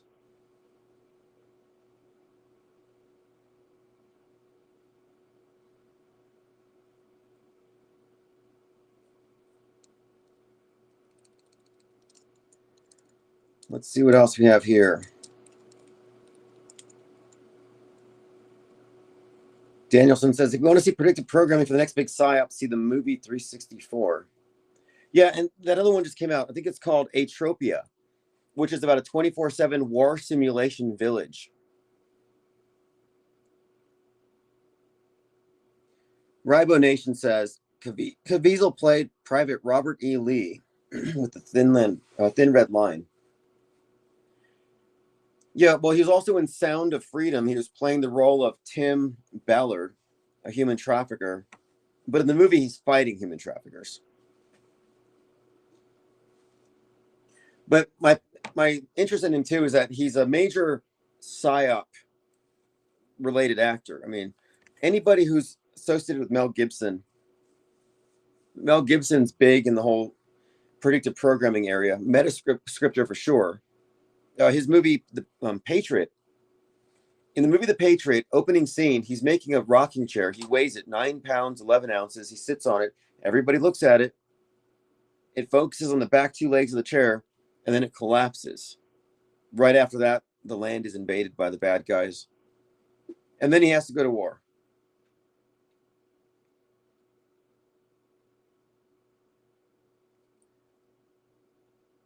Eddie F says, now that Israel's the mainstream villain, they have to be a psyop. Yeah, true.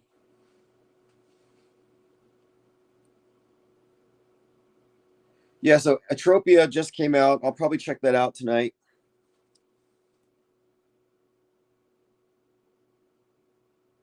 Yeah, I saw that post in Discord about central casting.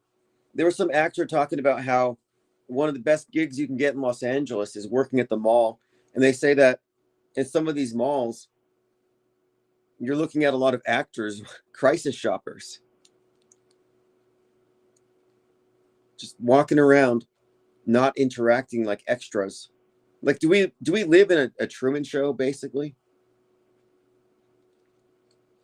We certainly have an internalized Truman Show, which I left. I left mine. Are you still inside of your internalized Truman Show? The only way you can say yes is if you can describe it.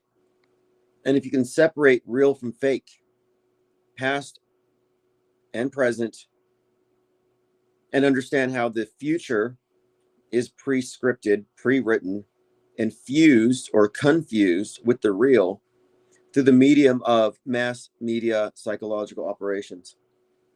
If you can't identify it and disarticulate it, you can't get outside of it. It doesn't matter if you think you're physically off the grid and you got your bunker and nobody knows where you are and you got a VPN. You're not off the grid if you're not outside of the internalized Truman Show. One way you can get out is listening to Infinite Plane Radio or reading my book, Handbook for the Recently Deprogrammed, The Skeptic's Guide to the Theater of Psy-War. Lean Dion says the J pill has been a purposeful trap, especially with Israel villain status. They want half the world to take that stance.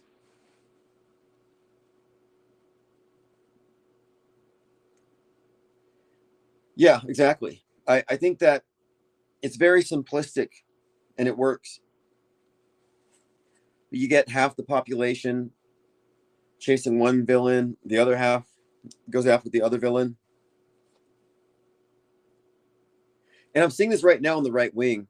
The woke right are mad because they're fans of Iran, and the moderate or the I guess the mainstream right are now celebrating Trump. So the right wing is actually split. I don't know if the woke right is half or maybe a third, but the mainstream and woke right are definitely 2 different factions. And it's times like this where it becomes very obvious what side they're on. And then the red pill conspiracy realm exists as a subset of woke right. This is why I say you have to get out of these conspiracy theories, including anti-vax, because all of those exist as a subset of woke right J pill politics. There's not an exception. So if you don't want to be a useful stooge, frontline cannon fodder in the mind war, you really have to let all that stuff go. unless you're like on Team Candace Owens, but I think most of us here are beyond that. You can't leave the internalized Truman Show if you occupy any of the anti-positions. Just like you can't if you occupy any of the pro-positions. So you have to leave the world stage behind. What we do on this channel actually is we filter out world stagers, at least the ones who want to defend it, the clingers. Like if you still believe in false flags and people dying in psyops, you're years behind. Yeah, Matt Groening, Simpsons, predictive programming and Simpsons. You know, I think the Simpsons' predictive programming is somewhat overstated and exaggerated. The new carrier for that is South Park, which even had Charlie Kirk, before Kirk was shot, getting knocked off his stool to the left after being asked a question by some blonde kid, just like what happened in real life. Plain Dakota says, I was in the J train for a bit in 2019 due to an Owen Benjamin stint. I stopped watching. I'll check in now and then, but I wrote him off for the Charlie Kirk thing.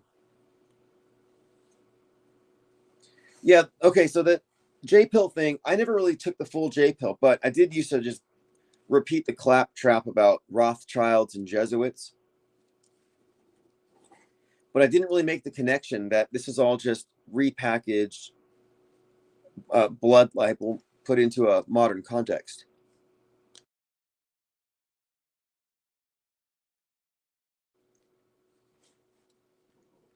But then when I started this YouTube channel, I started off, looking at this a little more objectively. And I started to see how they planted that there. A good example of this is when the flat earth topic started going viral. Joe Rogan says, oh, flat earth, isn't that just Hitler worship? Doesn't that just make you love Hitler? And I thought, what are they even talking about? And that's because one of the top content creators in that area was Eric Dubay, who at the time was pushing Hitler fanboyism and ethno-fascism. So it's almost like they use that to contaminate anything they don't want you to think or anything they want to demonize.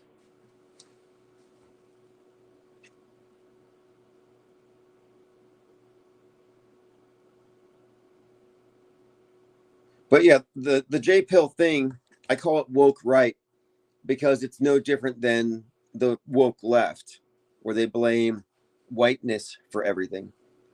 It's all a construct.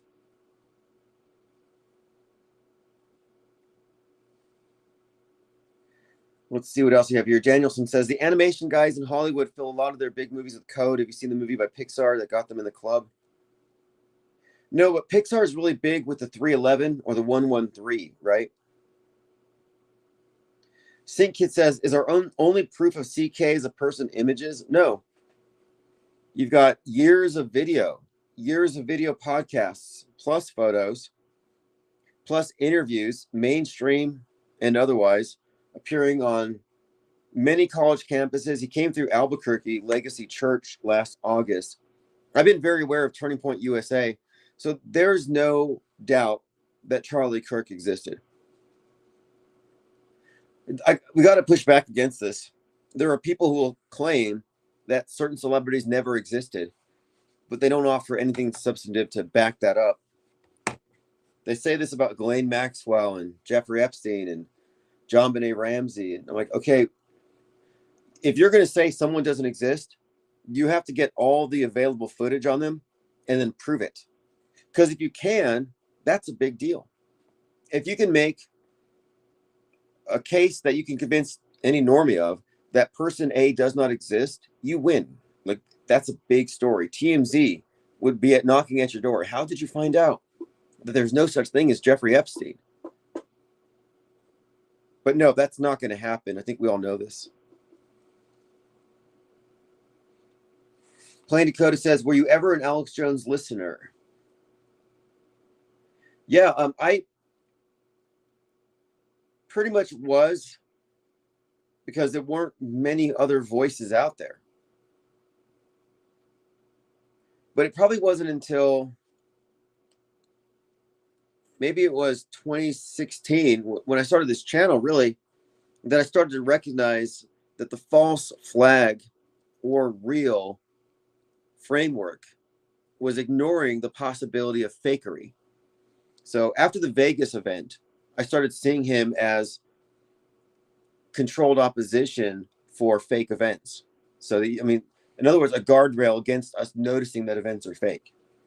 So he's there to maintain the integrity of the mainstream story, not to counter it, but to add an alternate explanation for it that blames the Rothschilds or George Soros. And that's because he can't just say Israel. Alex Jones is J Pill light.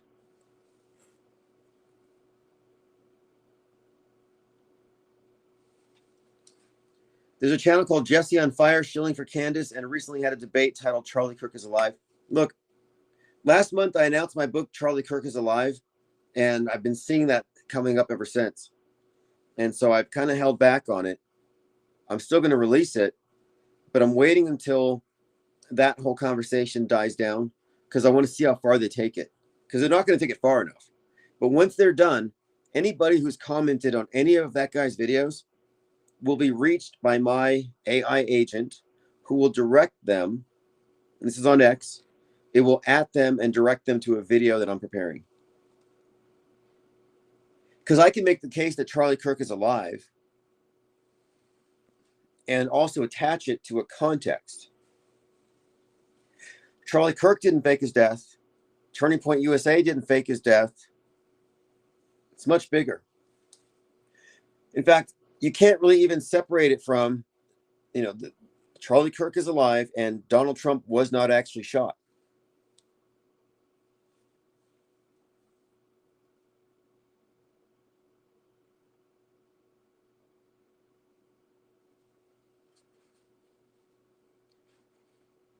Let's see.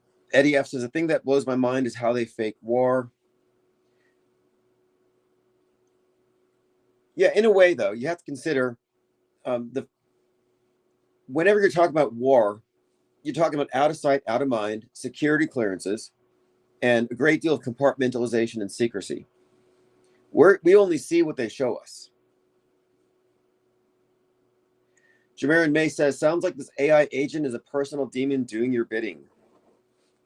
You know what's interesting about that is there is a very effective analogy you could make here for an AI agent or a what you call a servitor, an autonomous demon that you invoke in these various magical traditions. There's a pretty strong analogy there.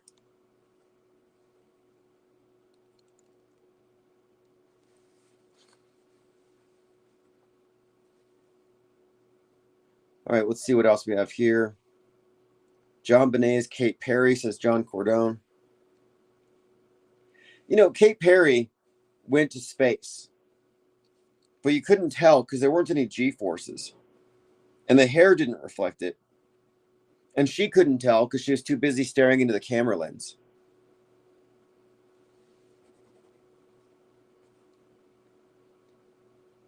Then she does this bizarre robot dance where she has her eye glitching out, and all the anti-vaxxers thought it was some kind of symptom. She's always trolled the conspiracy theorists.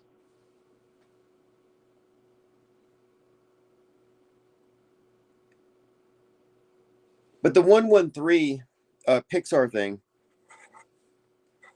has some great significance. It ties in even to the lockdowns.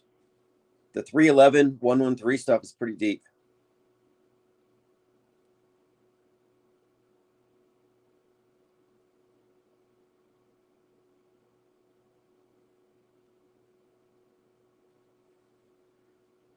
Okay, let's see what else we have here. I'm going to probably listen back and see how the phone sounded on this end. And if I need to add a speaker to my laptop, I will. So the question tonight was about demons, because it just seems like the world stage is becoming infused with supernaturalism. that people are comfortable talking about it. Like, look, and I'm all for it. If we're going to talk about aliens, let's talk about demons. Tucker Carlson talks about demons. So apparently you can't be discredited. And since we're at that point, we might as well discuss the various perspectives on what demons are, what they aren't. Personally, I don't think they have much to do with the Bible, as far as I don't think we should immediately associate this concept of magic, invocation, evocation, etc., or even paganism with Satan, because that puts it into a narrow framework.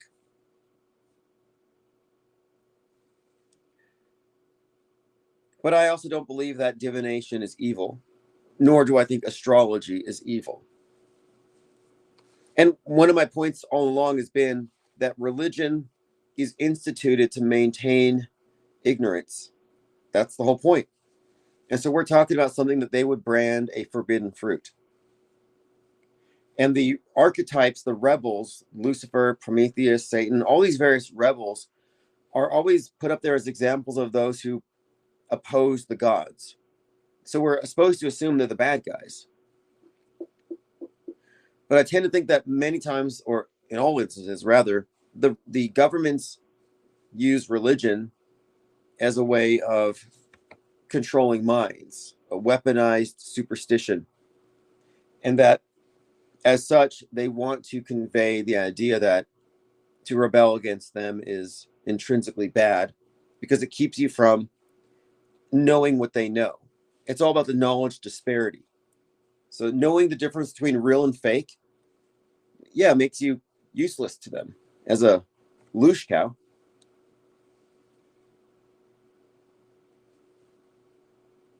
'91 Oki says, I like astrotheology. Yeah, astrotheology is encoded into paganism. It's almost, I mean, that's a huge part of it, because the Sabbats, the holidays, all do pertain to the celestial. You know, you got the zodiac, the stories above as they reflect what's going on below, but also the sun in its journey, waxing and waning through the year, its birth, its death. It's all encoded into the myths, which are these cyclic myths that have to do with essentially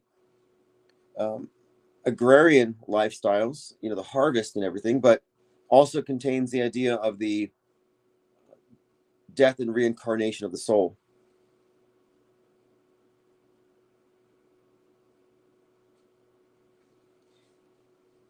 And from a pagan perspective, magic is simply the alignment of the self with nature, and it's working with natural forces. So it's not seen as transgressive.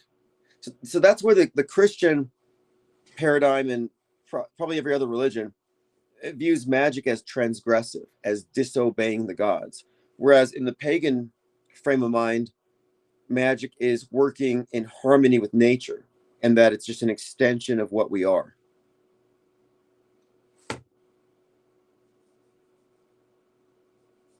Danielson says, common people believe religion, wise men know it's false, and leaders find it useful too. Exactly. That's my take on it. Common people believe in religion. Wise men know it's false. Leaders find it useful as a useful tool.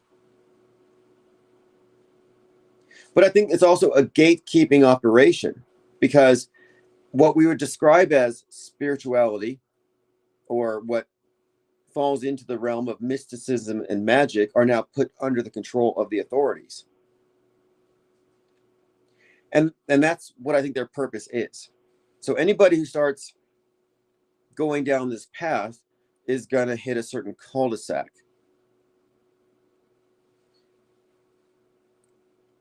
They want you visually illiterate. They want you incapable of telling real from fake. You think they want you in any way finding out what your mind is truly capable of? Probably not. Someone asks, I study astrology. I've certainly looked into it. I'm very familiar with it. And And, you know, I used to do this thing, and I should try looking into this again, but it was something I found in a book. And the idea here was that there are certain cycles, events in your life that you will find correspond to the sign that you're under. And that if you were to like draw a cross on a page and draw a spiral and you mark the years and you look where you are at the same point of the year every following year as the spiral goes out, you try to ascertain patterns in your life. And I started picking up on patterns, like things that were repeating almost to the day, sometimes specifically to the day, where it felt like I'm repeating certain cycles. And so if you repeat a cycle, you're going in a circle. But if you don't repeat it, if you learn or overcome it, then you are progressing, presumably. So it's more of a spiral than a circle. And the idea is that by becoming aware of the cycles, you break them. And by breaking the cycles, your life progresses like a spiral rather than going in circles. There's a idea of progress in the sense of overcoming certain aspects of the world and the self, but that you don't, or you wouldn't, if you weren't cognizant of the patterns. So I do think there's something to astrology. I do think there's quite a lot to it. I haven't figured it all out, but I certainly think this whole place is about time control. I mean, synchronicity itself, you know, it's all about timing. And I think that the reason why we have so much Saturn stuff, you know, the cube, Saturn, it's all about time and restriction. And it all pertains to the cycle of life and death, rebirth, reincarnation.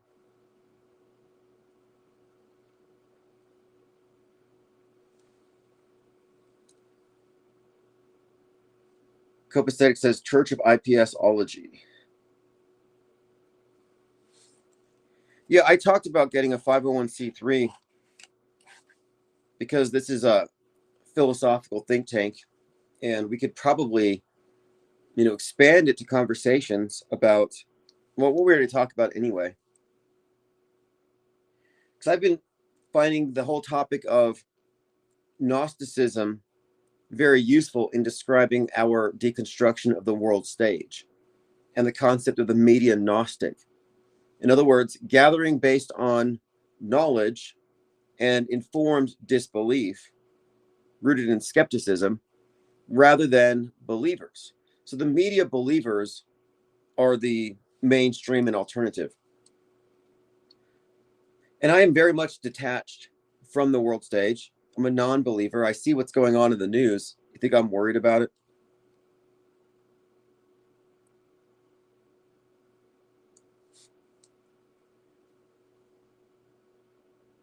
Danielson says it takes 2,180 years to have a new age. When we have a new sign, we're now in Aquarius. 2180 is 6 times 6 times 60. Yeah, that's true. The age of Aquarius, the new age, which is a common theme in all these various traditions. The Thelemites say we're in the Aeon of Horus.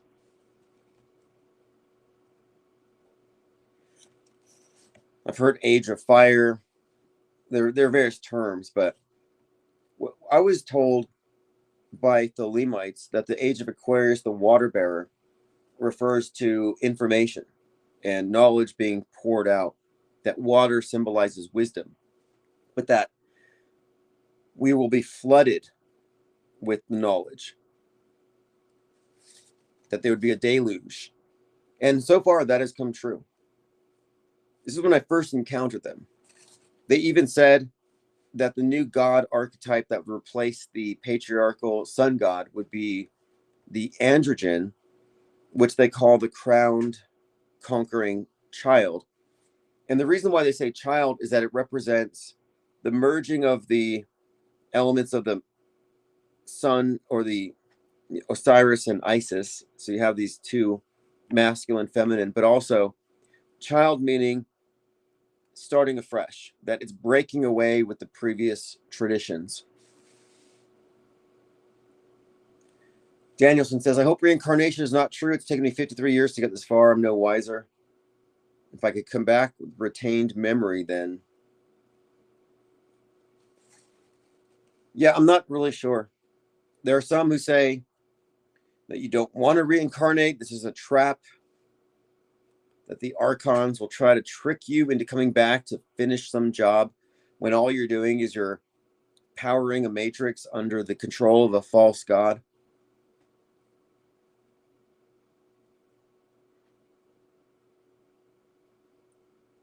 Then there's the I Am Temple, and they believe that you can choose to stay behind and help those who are on their way out. So you have your friends who have been stuck in the cycle of reincarnation. Maybe you can stick around and guide them. They call them ascended masters. They channel them, supposedly. Like, is this a prison planet? I mean, I certainly think that it is a battleground, a spiritual warfare zone, and that not everyone is actively participating. And I think that there are beings of darkness who inhabit a large swath of the population. And I think many others are here operating from the light end of the spectrum. And then there are many who are just gray NPCs in the middle, apathetic.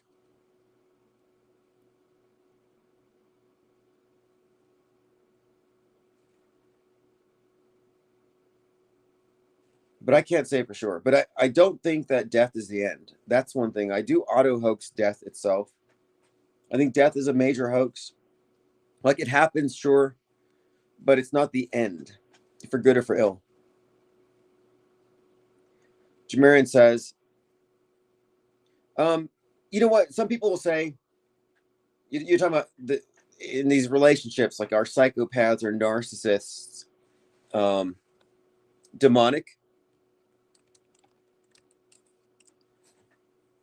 I think what we're actually seeing here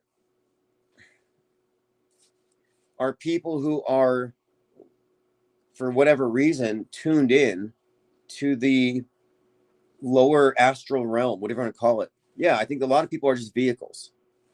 And I think the reason why you attract them is if you operate on the other end, you're seen as a viable source of light, your food. I think that's all it comes down to. It's food. I think that the natural balance here is that the dark will seek out the light to exterminate it. And I think this realm is run by the dark side. They have a home field advantage. And the other advantage is most people don't know that they're in a spiritual war for their souls, which is why most people hand their souls over with very little resistance. And I heard this atheist podcast today where these two individuals are talking about this idea that, we don't have souls. And I think that's funny. I think it's funny when people say, I'm just an animal with no free will and no soul. I'm like, yeah, speak for yourself, but yeah, please. I mean, I like animals. I do. I love animals. But if you are one and you can admit it to me, I think that's great.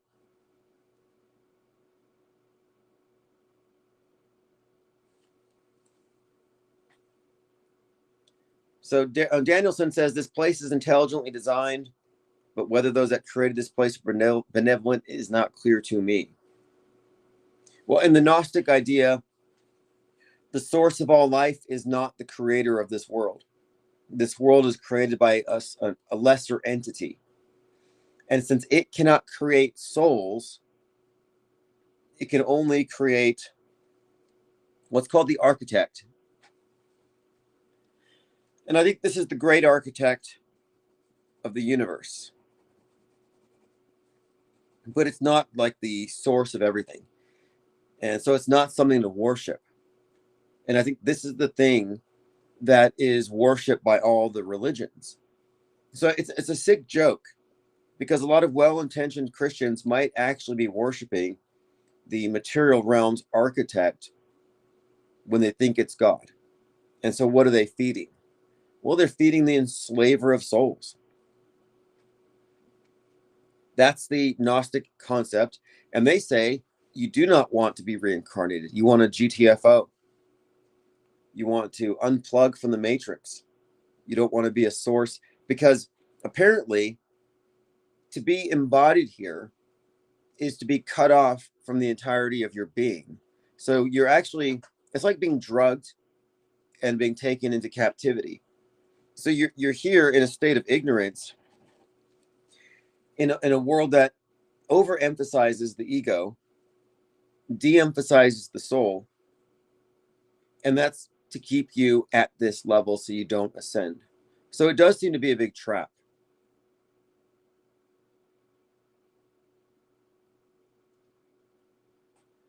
A question is, though, is this trap, is it voluntary or involuntary? Is this some kind of a trick? But I certainly do agree that the place that we're in is definitely a realm of ignorance, in the sense that we are cut off from wherever we came from. We arrive here with nothing. But if you look at the way this place is organized, we talk about the media, mind control, the internalized Truman Show. What do you think the point of it is? Is the point of the internalized Truman Show to keep you of a limited perspective so you don't acquire the knowledge, the gnosis, that would be needed for you to transcend? So we look at the people who are plugged into the matrix, who are brainwashed. We can laugh. We can, wonder, just like, are they ever going to wake up? But the truth of it is, they might be hypnotized at the level of the soul. Like, we might be looking at essentially condemned people, and they're tricked by following the world state church and its simulation and its reduction of man to a mere, I guess, accident of evolution, not the center of the universe, which is where I'm at. I think man is at the center of the universe.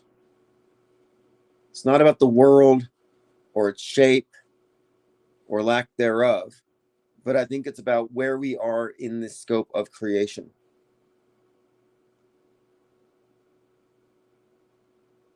Plain Dakota says, I just want to have a good time, man. Well, from what I understand, you can have a good time forever. Like, I think maybe this is some kind of carnival, which is the satanic perspective. They say the world is a carnival, which means celebration of the carnal, the flesh, and that you're here to enjoy it, essentially. And you can believe that if you want to. I would find it more enjoyable if I didn't think that this was, in fact, good versus evil.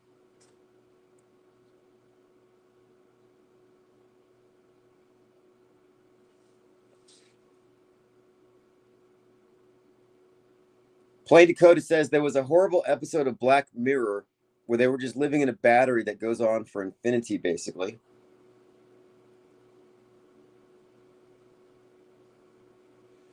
Well, there are people who believe they've been here a few times. What do they call it? Old souls or something. So my question, though, let's say, okay, now if this is a Gnostic or a demiurge's prison, and the Gnostics were right, let's just say that's the case. How do you account for billions of souls now?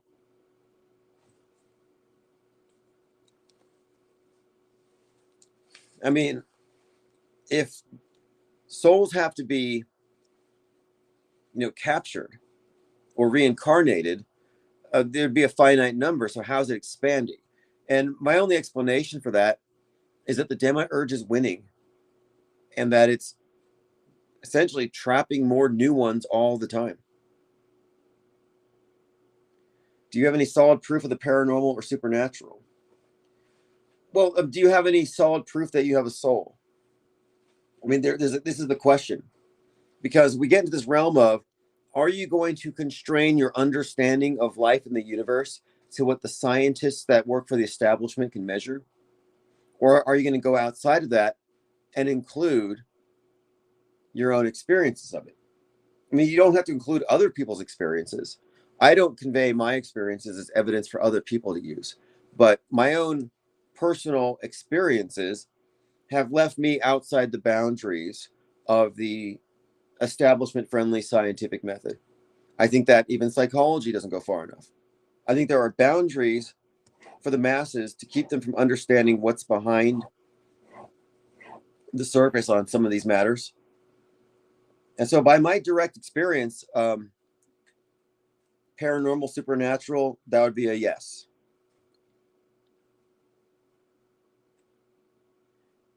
I don't think it's a question. And I think that another element to it as well is that this stuff has always been gate kept. If you look at the origin of the New Age teachings, these various schools of thought on magic, where do you think it came from? You know, it comes from these secret societies. And so it's been kept out of the hands of the masses like a suppressed technology. But if people want to live in ignorance of these matters, you know, I'm all for it. You can remain a strict materialist. But do you believe you have a soul? Do you have a concept of a transpersonal part of the self that isn't constrained by the physical senses? Have you ever had, you know, any experiences that have contradicted what we're told this place is and our place in it?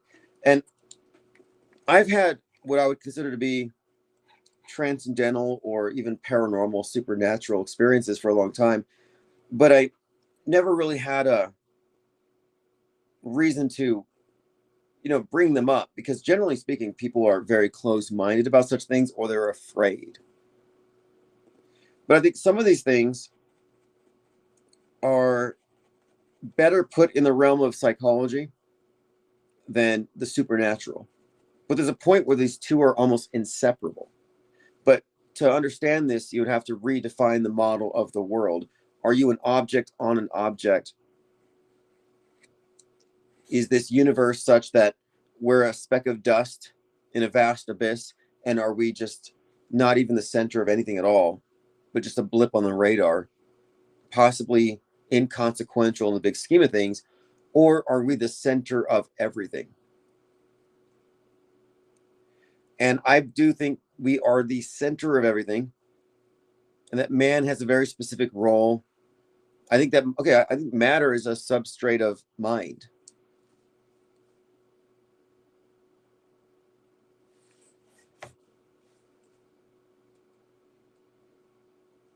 But one thing I can say, those who practice this stuff don't do it because it's entertaining. And I think it's also important to point out, like, what is the difference between somebody who believes in it and someone who doesn't, generally speaking? One of them has experienced it or tried it or researched it. Same thing with, like, let's say the moon landing. 90% of the people believe in it, 10% don't. What's the difference? The 10% who don't have researched the matter. So when someone says, oh, I don't think it's true, or how do you know?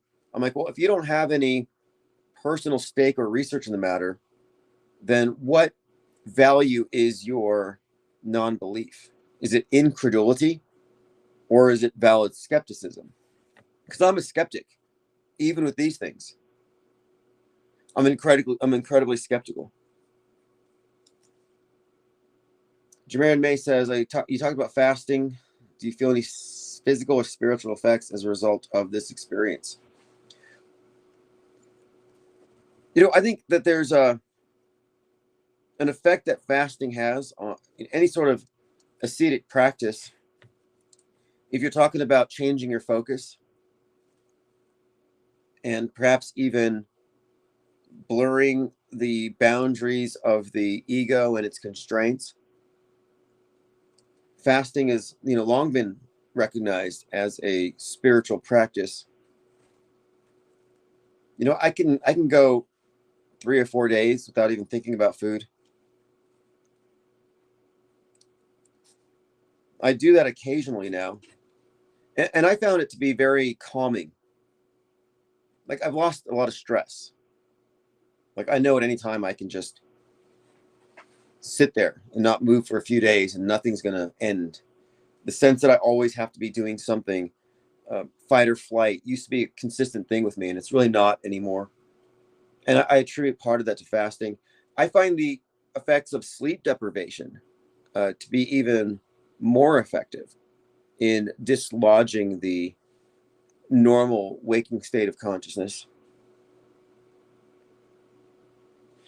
And a lot of the things that lead to psychosis and madness are consistent with what are known in many traditions as spiritual practices.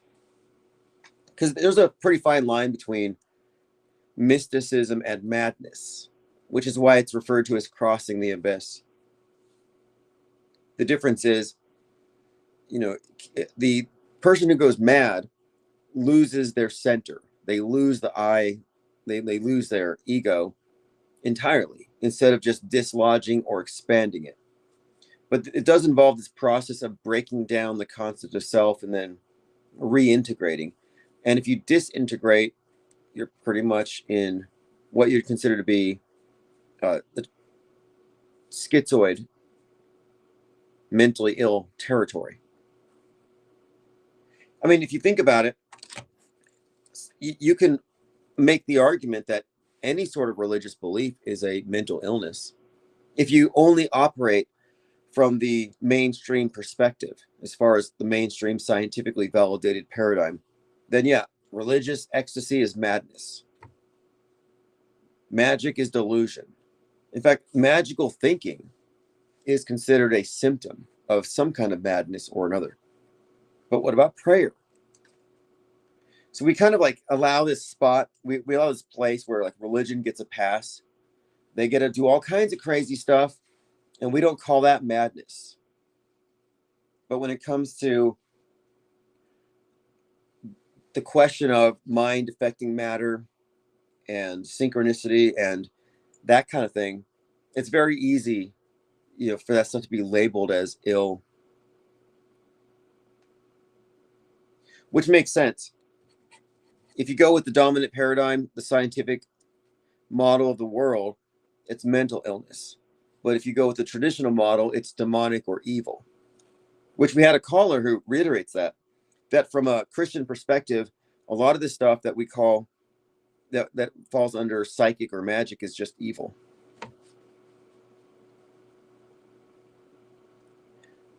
But that's on brand for the powers that be. It's like the whole model of the Gnostic idea of the Garden of Eden is simply that knowledge sets you free. So why do you think the tree of knowledge is banned?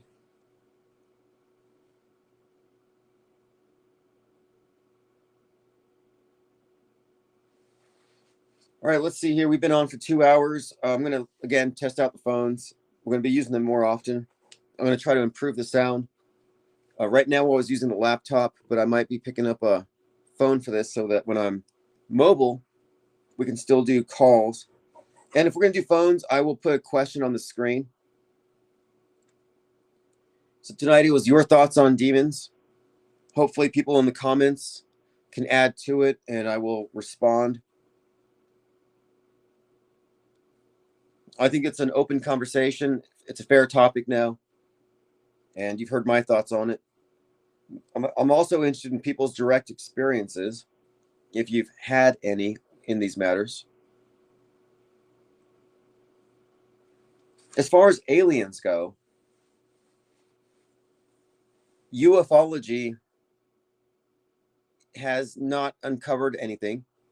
And the stories about aliens are admitted government manufactured myths. It's mythology. But it does seem it could be a new mythology based on old mythology. So there could be an overlap. But are we going to experience an alien invasion?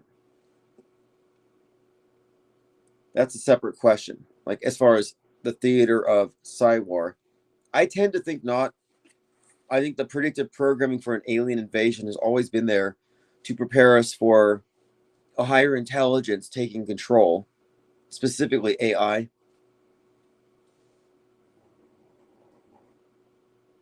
But I guess the next topic should be, do we believe in aliens, to follow this up? Because there is an overlap. Do you know who the first person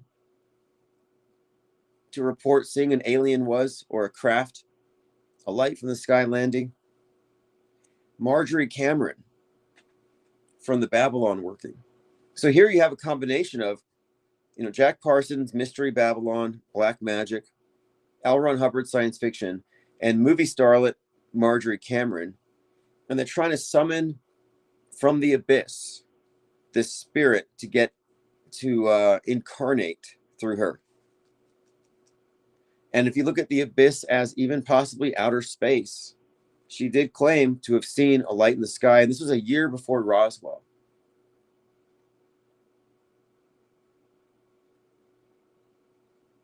Copaesthetic says Alex Jones would rather eat his neighbor's dookie buns than fast. Yeah, he did say he would eat his neighbor's 6 weeks into the lockdowns before he would fast. Right. He did say that.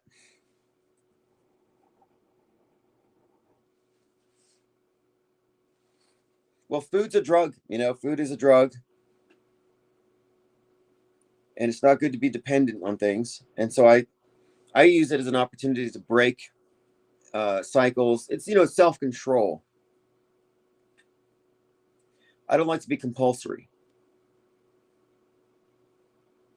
Like, I like the idea of being in, mind over matter. Like, if I wanted to run myself to death, I probably could. Like, I am in control here. And when I say I don't mean the meat suit. Whatever's in control of this thing. John Cordone says, we're each tied to an ethereal octopus. We are like suction cups on a tentacle. I do think we're all connected. One way of looking at it is, I would say, if you look at the universe as a vast ocean, and we are all icebergs. So we're of the ocean. We're still, frozen though. But we experience ourselves as the tip of the iceberg. So there's much more beneath the surface. And beneath the surface, we're all connected. We're all in the same ocean. And this is where our transpersonal merges. This is where we have our collective unconscious. So yes, we are all one with the universe, with each other. We have this illusion of pure distinction, but it's mostly just illusion in that sense. And this interconnectedness is just inherent in the system that we're in.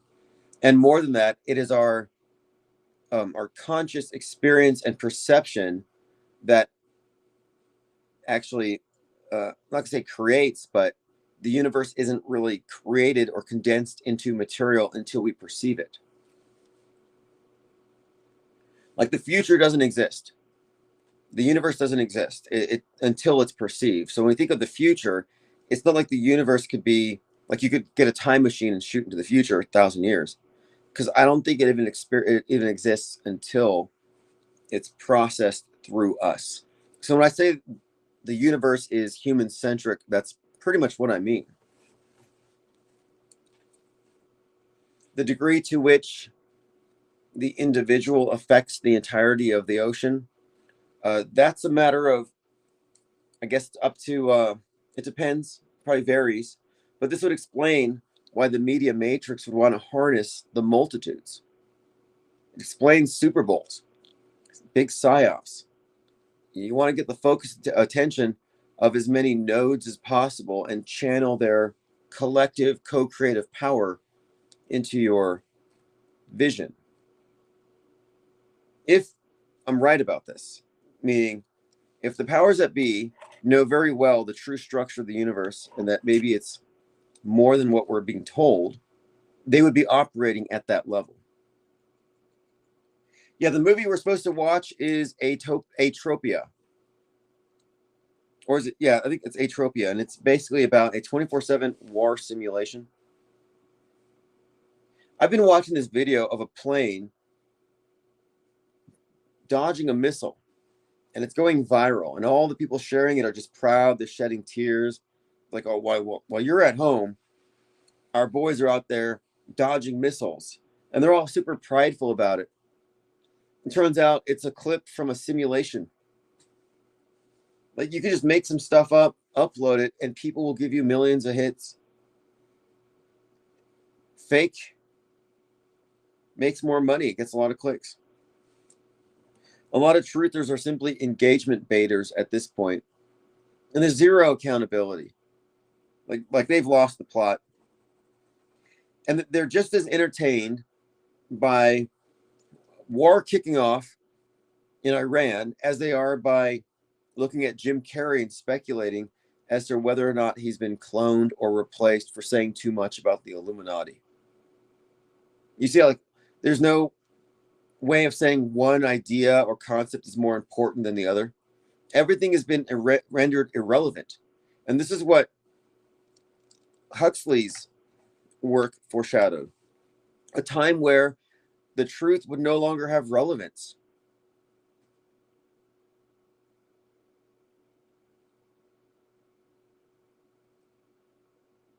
But it's been this way for a long time. I think it's just more pronounced. Because the world stage is, in fact, a world of lies, and truth was never a consideration. Media was never there to inform you. Its purpose has always been to conform you. And from what I can tell, it's doing just that. The movie screen, the TV screen is the Overton window. And right now they've opened up the Overton window and they've let demons and aliens through. So now, in our hyper reality, aliens and demons exist. We should bring back cryptids, chupacabras, Bigfoots. It's all fair game. If you want to talk about chupacabra sightings, that's going to be mainstream news very soon.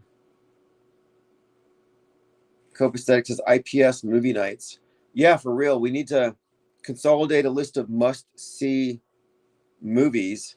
And I will watch that Atropia and do a review. Although the rest of tonight, I have to finish working on my great deconstruction project. It's a work in progress. I have it in 3 chunks. This first part will be out soon.